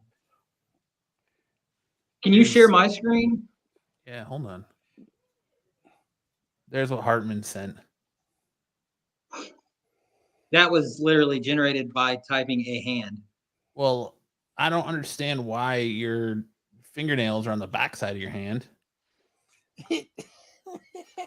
I don't know. Maybe his dad and wife, brother and sister. I don't know. Do that. I didn't type in details. No, I'm not gonna do 2 girls, 1 cup. That's fake anyways. That's a myth. Do it. It was ice cream. 1 cup. This is gonna be interesting. I can't do any more. I used the daily free limit. All right. I've just created a bunch of accounts. You said it was Hotspot. You did? Yeah, I think so. All right, let me see. I just typed in AI art generator, and it was hotpot.ai. I got a bunch of viruses now. Good job. Nah. I got the virus protection of a god. You're gonna get that. Your IP address is this, and your camera's stuck on, and there's ransomware. See. So the way I use Midjourney is I just have 78 different email addresses. What am I doing again? Oh, 2 girls, 1 cup. Nothing crazy. Just 78 different email addresses. I'm surprised they're not all in chat. Somewhere Pete is yelling, no! It's actually there's a little trick that you can do. Free trials, sometimes you can put a period in your email. All right, so I found a different one. Here's 2 girls, 1 cup. They're sharing. That's the thing that you should do in life. Where's the cup? There's no cup. So then they're just because I have ad blockers just not being sanitary about it. They're wearing the cup. All right, maybe they're standing in the cup. That's enough. Let's move forward. Yeah, your AI art generation is not interesting. We're not on point, I guess. 1 girl in a cup and 2 girls in. I want to see Bruce Jenner the Hulk. Cupping hands. Yeah, cupping hands. You don't remember that video, Hartman? 2 girls, 1 cup? Yeah, no, it lost its sting when I found out it was a fake. Like I was I hope so. devastated about being devastated first seeing it. All right, So it what's wasn't next, real. Matt? They're cupping hands. It seems literal. Bruce Jenner, the Hulk. Matt, Hold on a second.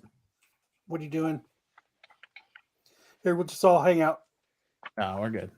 I hope it gives me a Bruce or a Look at Caitlyn this. Jenner Hulk. Bruce Jenner, not Jenner, or Bruce. Look at this Jenner? fucked up Spider-Man. Look at that hand. Yeah, that's awesome. Look at that hand. He's got like the He's formed hand. he's flicking. This one, he's just What going the- really fast. Don't hand shame him. All right. That's, Couldn't be. a Look at series that of- face. who's opening candy? Look at that guy's dead, that dying sticks, face. I think.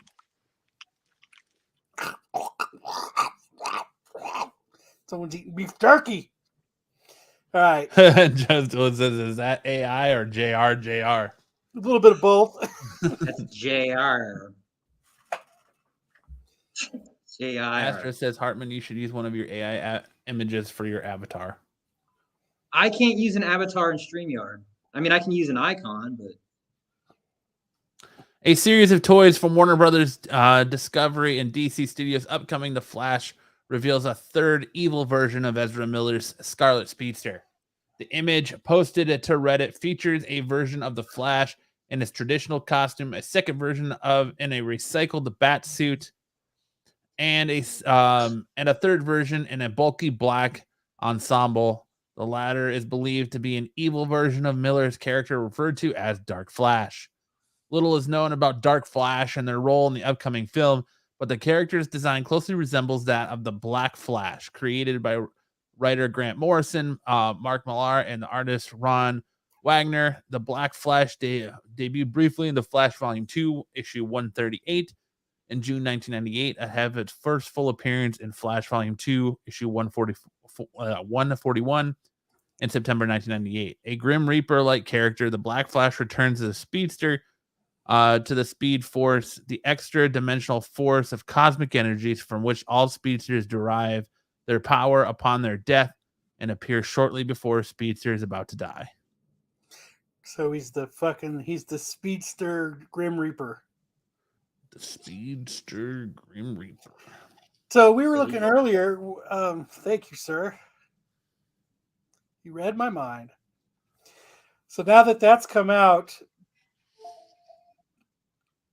what are people charging for those issues now? So we'll look at 141 since that's the actual first appearance. And I mean, it hasn't really moved. Last sold was yesterday for $29.80. You got to look the the day last before, sold. before the news What's and up? the day after the news. Look like the day before the news what it was selling, and then the day Yeah, after the news. this news came out a few days ago. So yesterday was the 20th. So you're looking at $29.80. Other than that, the last sold October 30th for $26. That was 12 bids. So it was bid up. It wasn't a buy it now type deal. And then after that, November 25th, 2022 was $16. So it's not like super. November 5th for doubled. $11. And for some reason, Yeah, I agree. people It's aren't. kind of doubled. What's up, Sticks? Doubled. Yeah, like what Kyle said, it's kind of doubled. Yeah. But it's still a book that, like November 27th, Black Flash, hot booked, $33. It's still a book that is very Sought after. I wouldn't even say sought after. I would say like obtainable, but really I think this book isn't going crazy because I don't think a lot of people have faith in this. I guess if you're already speccing on different versions of the Flash anyway, that would be kind of one to go after. So 138 here. January 20th, yesterday. sold for $22. October 30th, $32. So about the same. Actually went down. The sale went down from the older one. You got a 9.0 selling for $30. He said There it's hasn't- $6 in October. Cheap for a slab. It just makes me think that people aren't buying into this because, given the direction of the DCU and the whole Snyderverse stuff, and you're not really knowing what they're going to do with Ezra Miller's Flash after this. Right. It's kind of like, why, if you have it, sell it, but why really go crazy Why get invested specking in on it? it? Yeah, Yeah. exactly. Yeah, why get invested in it? Yeah. Well, But I guess on the other hand, if you're thinking they're going to keep with him, and I mean, you already kind of have an idea that they're going to stay with Aquaman, right? In some form, or at least what's his name, the character. Actor. Well, Momoa's still going to work with them, but I don't think he's going to be Aquaman. I think he's going to make the jump to Lobo. Funny that That's what those two everyone's were the only thinking, ones but- you saw their face in Peacemaker. Yeah. Right. So. Right. all right. Well, didn't make much of a jump, so that's good. But Was James Gunn thinking about that when he was doing it? Like, I think I'm gonna can those two. I don't think James Gunn has a say with Ezra Miller. From what is coming out, like Ezra Miller think he seems to does be either. untouchable by anybody except DC Warner Brothers executives, because they're all like, "Oh well, yeah, he's." No, I mean like in Peacemaker, was he like, "Oh, we don't need her and Superman because they're done when I'm in." Just keep those Well, that two. was before that, but Momoa did an interview with Variety, and he said he's still Aquaman, but he's going to play more than one character. Yeah, Yeah, he he's was giddy like Aquaman he for just now. banged his teacher. He wanted to tell everybody. So not bad. All right, I think okay. Moving on. I think this you found today. I thought it was pretty interesting. Yeah, so Comic-Con released the numbers for sales for comic books in 2022 across the publishers. These are new books, new periodicals released by publishers through comic book distributors. Variants are not included, so this is not including your variants. This is just like your main covers. A and B. Yeah. So Marvel in 2022 processed or published 855 titles. DC processed 710 titles. Image 610. IDW 214. Boom 213. Dark Horse 189. Dynamite 194.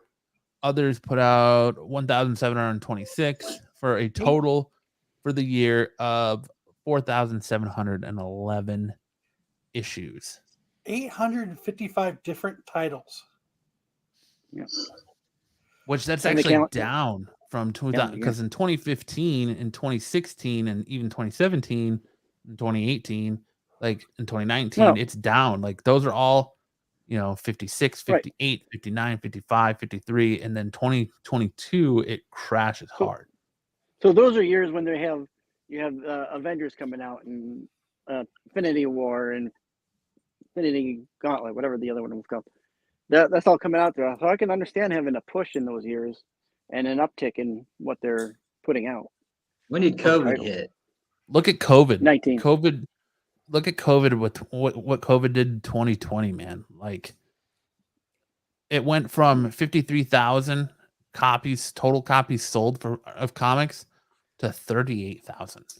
Right. What if that had an impact on like how many people were submitting for releases? Well, I don't know how that works, but you think people like were writing more and submitting less, or some variation? Well, a lot of these guys are working from home anyways. There's not a lot of people working in the Marvel building writing, and Who's working much when they're working at home? I don't think they're doing that even then. I'm sure there were, but not as many as used to. It's hard to think that they came out with 855 different titles. Right. Well, I think it's you're looking at issues too. So like, I think it's counting how many issues of Amazing Spider-Man, they wrote. They're not counting print run like, oh well, there's 50,000 copies of this out there. It's different titles that came out. So like Spider-Man 1, 2, 3, 4, right, 5, exactly, 6. yeah. Variants, graphic novels, and manga not included. I'd like to see the manga. Pre-April 2020. So they put out 855 titles last year. A lot of dead trees. Well, I mean, you're putting out 855 titles. I wonder how well all those titles are selling. You know, so as you read it, that in 2020, all those numbers are just pre-April for 4 months. That's still crazy. Yeah. And then you got new comic book release in 2022 by publishers through comic book distributors, variants not included. So you look at it here, you get broken down by the month. So like January, Marvel's January, February, March, like they only put out 46 titles in April, and then just crazy. So you get your breakdown of your 855 titles. Like January, they did 75, February 62, March 78, April 46, May 51, June 89, July 67, August 84, so on and so forth. So you get June, they're like, we better get this shit done so we can go and party. Yeah, you get your breakdown of all the I mean, across all the publishers named here, they put out 4,711 titles last year. That's a lot. That's a lot. It's a lot of comic booking. Yeah. And then you get your printed comics released by format, printed items containing at least 50% comic content released by publisher through comic book distributors. Marvel comic books, main versions, 2022, they put out 4,711. Comic book variants, 11,398. They put out 5,624 graphic novels for a total print product of 21,733. That's insane. 11,398 variants. And like Joe said, that's all Dynamite. Probably. Like they should have. That's crazy. That's an interesting breakdown. That's interesting. Gene, not Hartman sports cards. It's a lot of fucking comics. That's sort of. Is it? I don't know. I don't know if it's too many or. Like, look at the past years on variants. Like 2018, they put out 5,844 variants. 2019, it goes up steadily, and it goes up and comes down. But like, I wonder look what at 2020 at 6,302 variants. 2021, 9,000 to 11,398 variants. I blame all of those. It's all those shops that are popping up, those online store shops and store exclusives and whatnot variants. I mean, it doesn't say variants included. So, I mean, is it just like do they request these be written and created, or are people submitting them for like asking, hey, can we do this? Or I don't know how the whole process is. Well, you have to ask the publisher if you can do a variant. But are they like telling people to do it? Like, hey, make this for me now, bitch. And then they are like, okay, sir. Well, no, usually the store or whoever wants to do a variant contacts the publisher, says, hey, I want to do a variant. And they secure an artist and they say, hey, this is who I'm going to have do that variant. And they go, okay, well, set us your work for approval. And then the artist draws it and they submit it. And Marvel or DC or whoever will come back and go, well, you need to remove this, or this is okay. We'll go from here. So this does include variants, or it does? Yes, this statistic includes variants. Okay. Yeah, like it says the word variant. I was more confused by the one that not including variants. Yeah. The main version is the top one. That was interesting. Yeah. All right. I think it's still doing Penthouse comics. The erotics, the 95. Now it's time for worst covers of the week.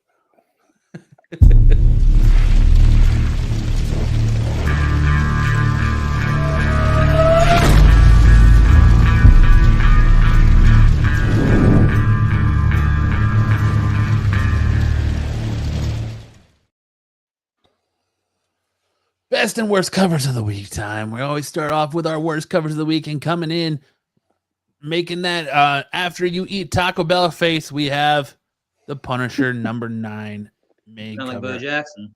I got to figure out a way to get rid of this bar. So Stupid Windows 11. I know, right? So you can see who did the cover. Here, I'll just bring it up.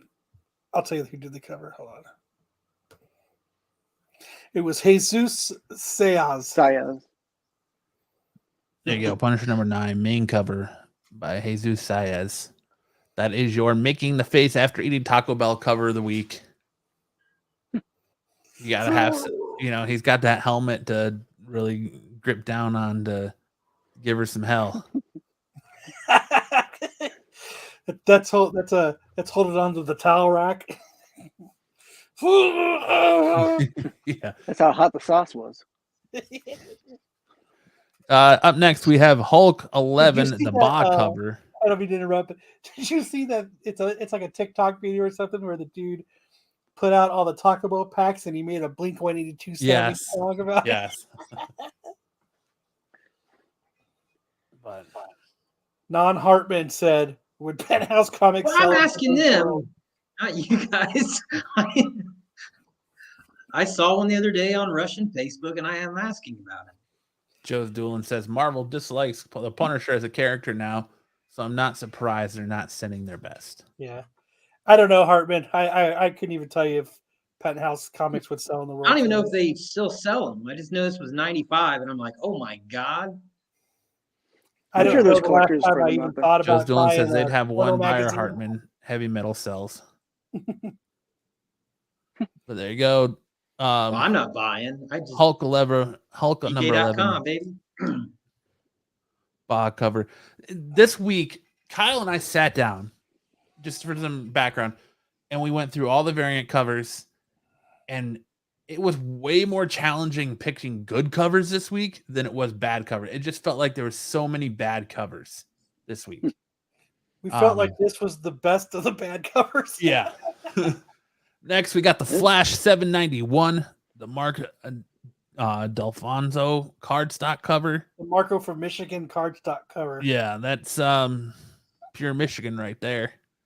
He's holding a baguette under his arm. He's eating a donut. He's got a burger. He's got another donut in his hand. I like the Flash throwing up one in the bottom corner. What's that? I like the bottom corner picture where it's Flash throwing up. Is he throwing up or is he eating a burrito? Let me see. Looks like he's eating a burrito. But let's go with throwing up because it makes it better. Looks like throwing up to me. There he is spinning a pizza. There's with this big stack of a burger or flapjacks or something like. This one in the top right kind of looks like he's spanking it. He's making a Scooby-Doo hero sandwich. There you go. This looks like he just farted and he's like wafting it into his face to smell his own brand. Yeah. Chipotle.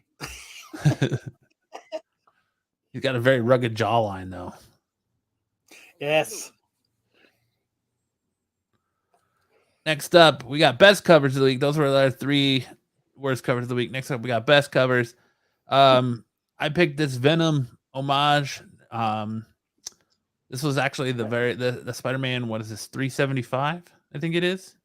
Mm-hmm. That is the first comic book I ever owned. That was my very first comic book that got me into collecting. So, of course, I had to jump on this homage cover. It was shiny. Yeah, it's a beautiful, beautiful cover. Shiny. It's a JTC Classics homage variant done after the Bagley. Speaking of that, there was one that sold recently that had no foil on it. I wish I could remember how much it was, but it was like in the 100,000. Damn. My first comic was a Venom 2 from Walmart pack 2 years ago. So, I mean, here we're talking about another homage. I don't know. I like the original. I'm not too big on homages, but I do like this one. It's different. He's got more tone to him. So. Yeah, and it pops a little more. Section. Yeah. Well, you don't have that back, you know. Yeah. I like it.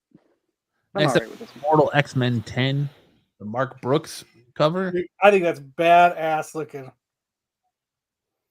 Yeah, I do like that cover. It makes me want to go buy it and actually see if it's worth reading. Well, they're getting into their sinister, Sins of Sinister stuff, so. But it's a beautiful cover. Next up, we got Catwoman 51, the David Nakayama cover. Look at that booty. Yeah. Loving it. That's a nice cover, man. It really is. Then we got Take that key away. Okay. Lazarus Planet, Assault on Krypton #1. The Nathan Sesdry cardstock cover. Zerdy. Zerdy, is that what it's Zerdy? I can't pronounce the name. Sorry, I butchered your name, buddy. Is that But supposed that's to a be the beautiful lady? cover. That's supposed to be the lady in Superman 3 that gets sucked into the computer. Maybe. I think it's a Tim Burton inspired look. But it's just a lot of detail in Yeah, that it's like cover. that It's crotch just a section. beautiful Little cover. skeleton. Those are our best new and worst covers of the week. I like that one. Now we're gonna get into big news in anime with Mr. Cardi West. It's Cartier.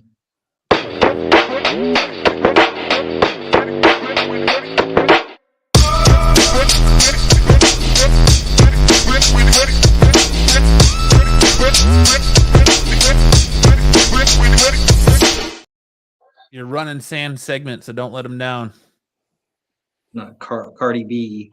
Cartier. No World's Finest 11 Jack White variant or Nightwing 1 in 100s or 1 in 150 variants. Get out of here. You can see them all over the internet this week. Yeah. That Jack White World's Finest cover is a joke. So, in my opinion, anyways, if you want FOMO, go for it. But I ain't paying that much for that stupid cover. So basically, this week, Bleach, the new. That's not Bleach. But anyways, Yeah, there's no slides. I'm telling you, I've got it right here in front of me. Well, then share it on your screen, and I'll share your screen. Well, I mean, I've got the website right here in front of me. Okay, go ahead. Bleach basically just passed the top anime on its list, the MAL list, which was Full Metal Alchemist Brotherhood before, and that's a tough thing to take down. To get the top of the list, you got to be doing something right. And then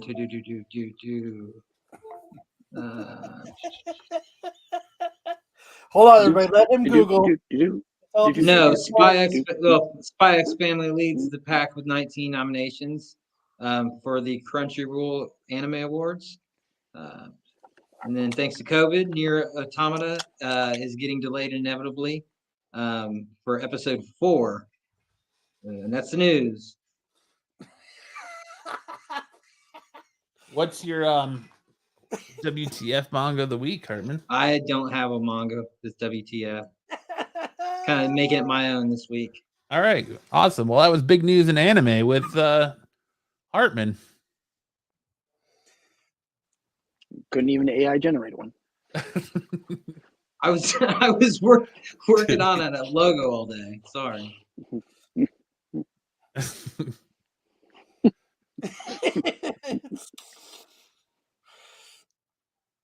All right. Moving on.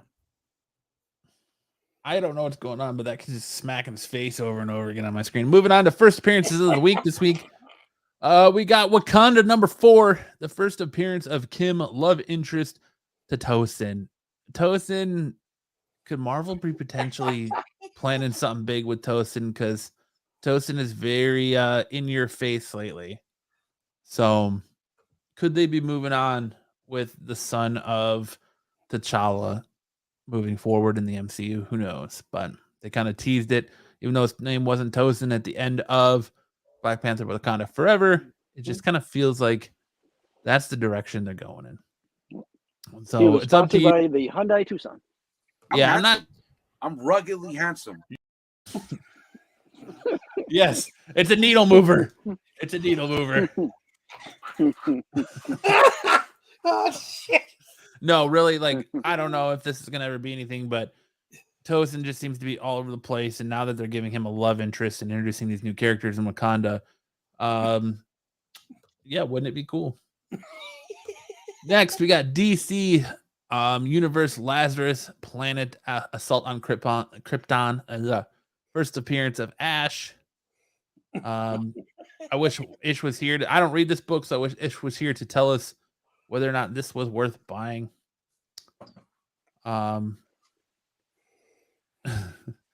Someone gave Hartman a 50-word count maximum. Okay. Matt's AI generated killed any buzz I had remotely. Whatever. Here we go. Here. Yeah. I'll help you out. Batman One Bad Day, Bane #1, his first appearance of Grudge and adversary of Bane. These One Bad Days have been pretty interesting, but I don't really think that there's anything noteworthy or spec-worthy in this, or what these characters that they're introducing in these stories, but who knows what James Gunn and DC is going to do moving forward.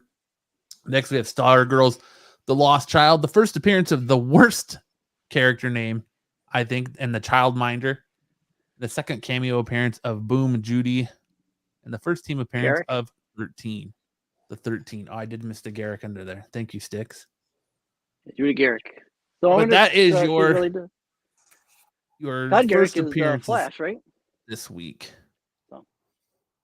What's that, Sticks? Judy Garrick is the Flash? Garrick. Well, no, her father was the Flash, or I'm assuming. Is this the Stop Cam episode? Where we're all gonna not be on camera. All right. I was standing up. So that's our first appearances of this week. Do with that as you may. Buy wisely. That's all I'm gonna say. And we're moving on to our top 5. Our top 5 this week, we decided to do top 5 songs, in our opinion, from mine and yours. Yeah, okay. So Kyle and I's top 5 songs, since we're the only ones that participate in this segment. I've got a list right here. Okay, Hartman's got a list apparently. All right. Well, let's get started. Top 5 for me. #1, Hero by Chad Kroeger and Josie Scott from the first Spider-Man movie. Are you shitting me? Awesome song. #4, Mila J, Smells Like Teen Spirit from Black Widow. I just love her, a slow, kind of toned down, darker rendition of Smells Like Teen Spirit. Yeah. I think it really fit this movie. Super good. #3, I've got Immigrant Song by Led Zeppelin from Thor Ragnarok, because it just hits different when that starts playing in that movie. Mm-hmm. #2, I have Dear Mr. Fantasy from Traffic from the opening of Avengers Endgame. Just because, like, every time I watch this movie, I just find myself singing that song during the opening after Hawkeye's family all disappears. So I love that. And then #1, of course, is Kiss from a Rose by Seal. Go back to #2 real quick. Oh, come on. Sing it for us. What? Dear, I'm not gonna sing. Get out of here. You said you sing it every time you hear it. Let's hear it. I do, but I'm not gonna sing on here. That's only in the shower, Kyle. Only in the shower. Well, they say only 10% of men sing in the shower. And the other 10, and the other jack off. Yeah, exactly. That's right. 90% of the others don't take a shower, probably. So. And then #1, of course, Kiss from a Rose by Seal from Batman Forever. Sing that for us, Matt. I'm not singing on here. See, look. Sing it. Baby! No, I'm not. I'm good. Matt's been kissed by a rose. Yeah. I don't know. All right. A face only a mother could love. Dusty. All right. So mine is #5 is In the Trunk by Too Short. Sing it for me, Kyle. In the trunk. What? I heard you say. Drop that ass. In the trunk. So if you don't know what the song is, it's that very first song at the beginning of the movie when they're playing basketball. That's the song I'm talking about. And Anytime shorts in a movie, you got to too shorts to shit. TJ said I would fast forward Batman Forever to credits on VHS to listen to that song. That's kissed by a rose. You probably could have Who just were cut you it and drunk, sliced. trying to smash, get her cash, but her mouth was hella fast. Number 4, I've got Institutionalized by Suicidal Tendencies from Iron Man, because all Sing it he for us, wanted was Kyle. just one Pepsi. So What is it institutionalized? Never heard about it. Does sound like a group that you'd enjoy. the group is called Suicidal Tendencies is the name of the group. Are they death metal? No, No. I don't think so. No. You ever seen Iron Man? Is that a movie? It's not AI generated, so he hasn't seen All right, it. go Yeah, number no, 3. no. I've seen Steel. I've got number 3. I've got Nine Inch Nails. We're in this together Sorry. from the first Avengers movie. Yeah. With the dope ass song. It was actually the song they played in the trailer, but it's close enough, so I picked it. Number 2, I have "Burned" by The Cure from the Crow soundtrack, which is one of the best fucking soundtracks on the planet. But I love The Cure, so it couldn't be anything more than number 2, because the next song is "Dead Souls" by Nine Inch Nails. Nine Inch Nails doing a Joy Division cover. This is the one time I could tell you, because most times you hear covers, you're like, it's good, but I like the original. This is one time I could say that it's 51% to 49% is Nine Inch Nails to the Joy Division. Like what Nine Inch Nails did to Dead Souls was he just made it so clean, and it's just a great song. So No Joe's doing, but I almost put the Evanescence song from Affleck's Daredevil on there. That's like one of the worst bands on the planet. You don't All right, feel Hartman, what do manly you and got, powerful buddy? when you listen to her sing? I have the first 2 are from the same artist, Grandson, off of the Suicide Squad soundtrack, just because I respect the white hip hop artists. Power to them. And then we got the Deadpool soundtrack with Diplo, and then the Greatest Rapper Alive, Little Pump. Welcome to the Party. I think it was Deadpool 2 that was on. Dolly Parton, 95, Deadpool. And Hans You're Zimmer. 100% right, so lucky.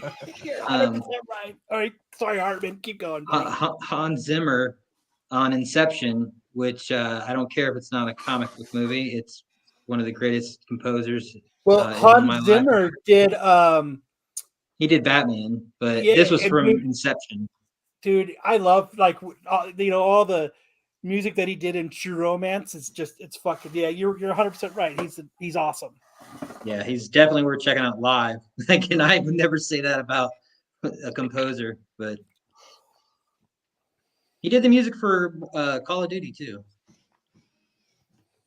Zimmer did? Yeah, Was that your number 1, Harbin? Yeah, Hans Zimmer time, number 1. Is there any you'd like to add, Sticks? I have 2 that I'll add. My number 2 all-time song.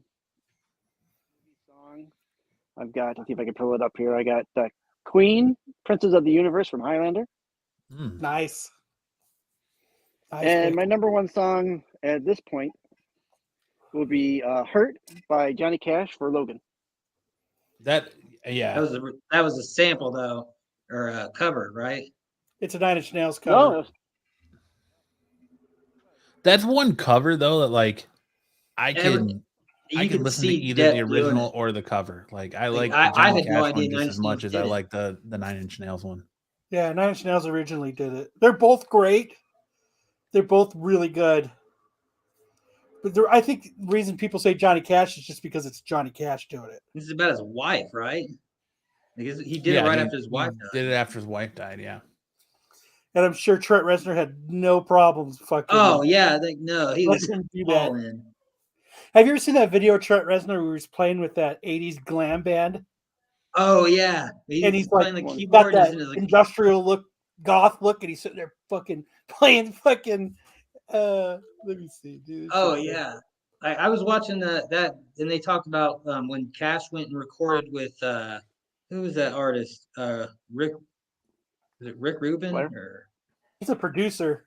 yeah, he recorded a bunch of Cash's albums, like signed him on for a record deal and stuff.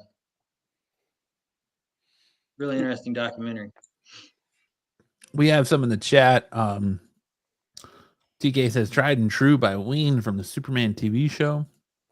Teenage Dirtbag Ween. Joe's Doolin said Deadly Class had the best Or that's soundtrack Weenus. movie or TV Ween's show. Butthead ruined Ween, right? He was in Butthead. How? I don't know. I don't know. I thought that they or wasn't that the band that kid wore with in You mean school? Winger? Winger. Ween? Winger. No, was it Winger that they ruined it? I don't know. Don't remember. And they sing that song, push your little daisies and make them come Yeah, up. it was Winger. Push your little daisies and make them come up. And now we got remember Movie that Wars. started. All right. Movie Wars.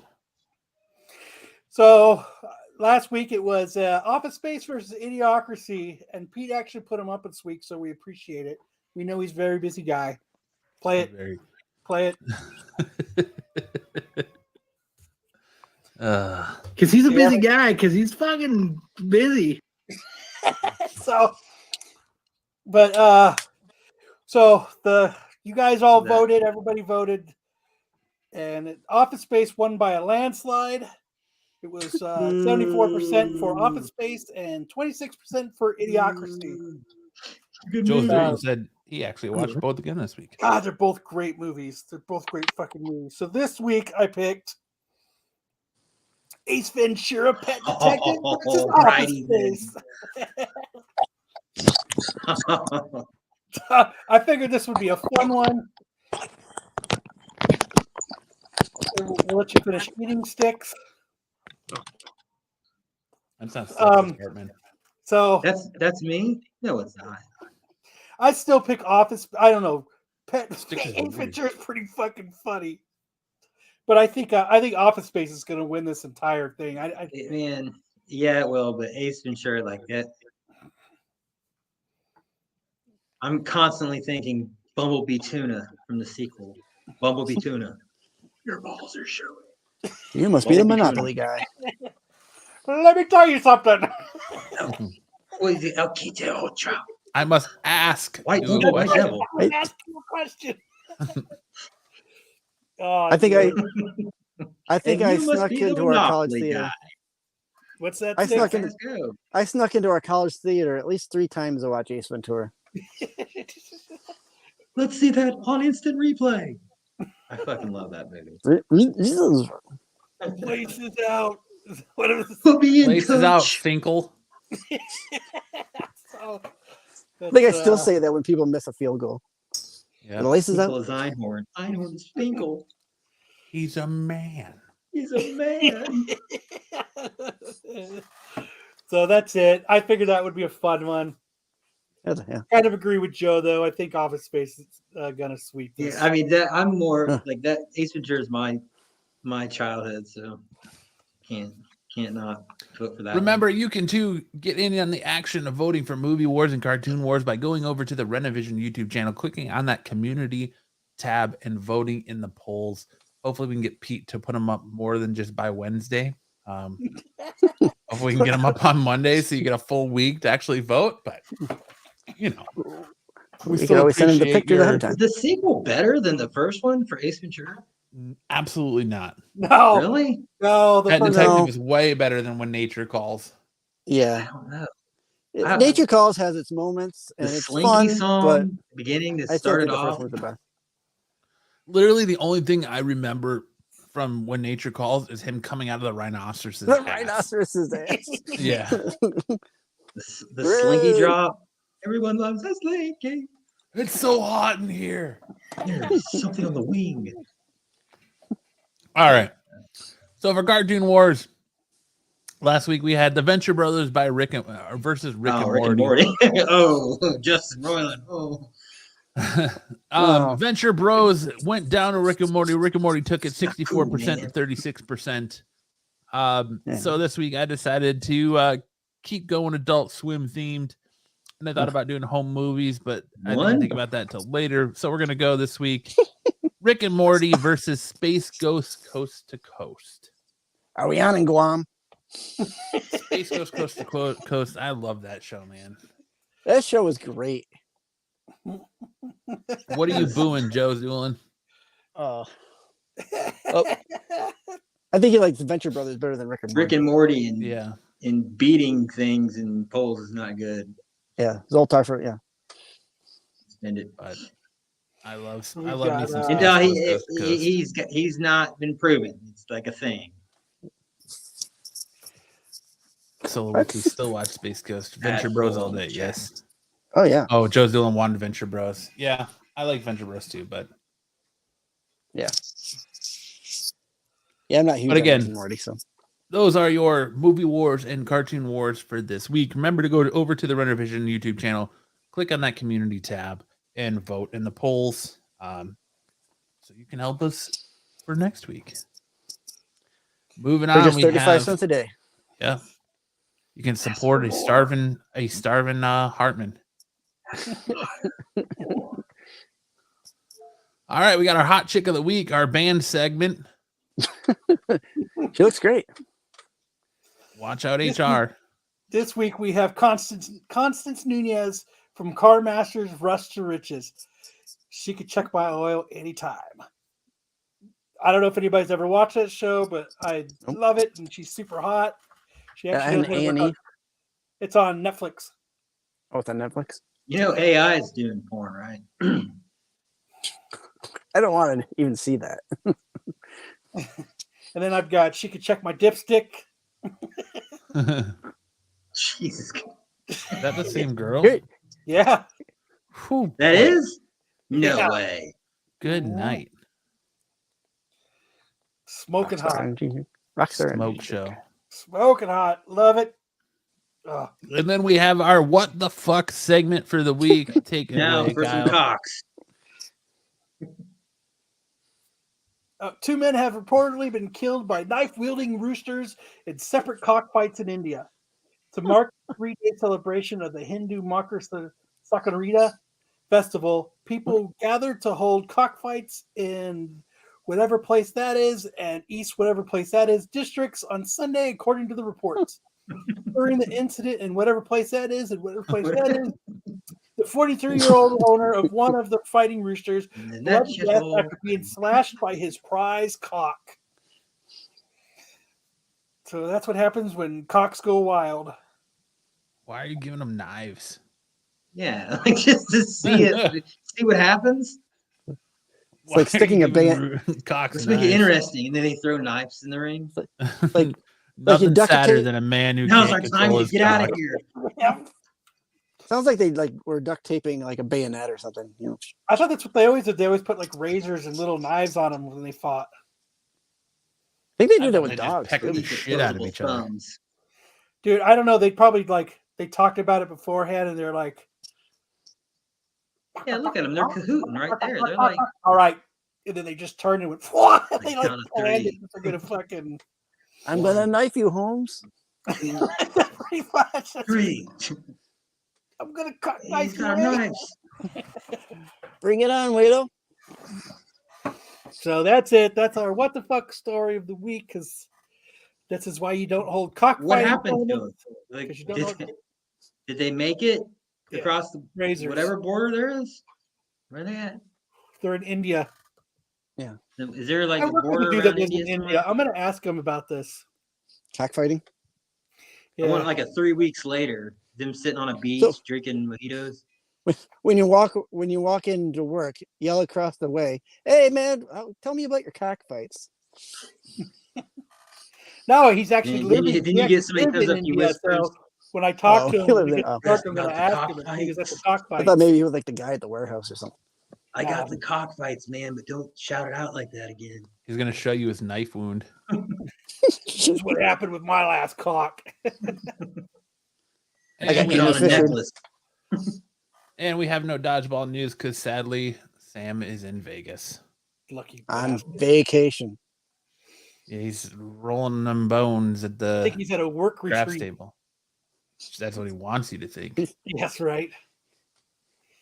So He's hitting all that's the it. Elvis things. That's our show. I hope you guys had fun. I appreciate all you guys coming in the chat, hanging out with us. Big shout out to James. Remember to go and check his GoFundMe. his GoFundMe. We put the links in Or not Kickstarter, yep. GoFundMe, Kickstarter. Kickstarter. Yeah, Kickstarter. My bad. Go check it out. It's I hope he gets to it. He's a good dude. I hope to have him back so he can tell us that it's on. And that's right. That's right. So hookers didn't blow for Sam. He's gonna end up stuck on top of Caesar's fucking roof. So thanks a lot, everybody. Make sure to check out the show that's tomorrow, the Dark Side Crew. Yep. And then Make sure to check out all Pete's single videos during the week. Pete's been working hard on that, so make sure you guys all like and watch all those shorts he put out. all those shorts. That's one of the reasons why he's putting them on Wednesday. He's not doing our things till Wednesday because he's so fucking busy. Yeah, he definitely is waiting for you to drop his shorts. Just like all electricians want to check. They want to check your shorts. Mm-hmm. And I was trying to find Dark Lopez, but I can't find it now. Damn it! I salute my show. What a great I'm Nickelodeon show. I'm ruggedly handsome.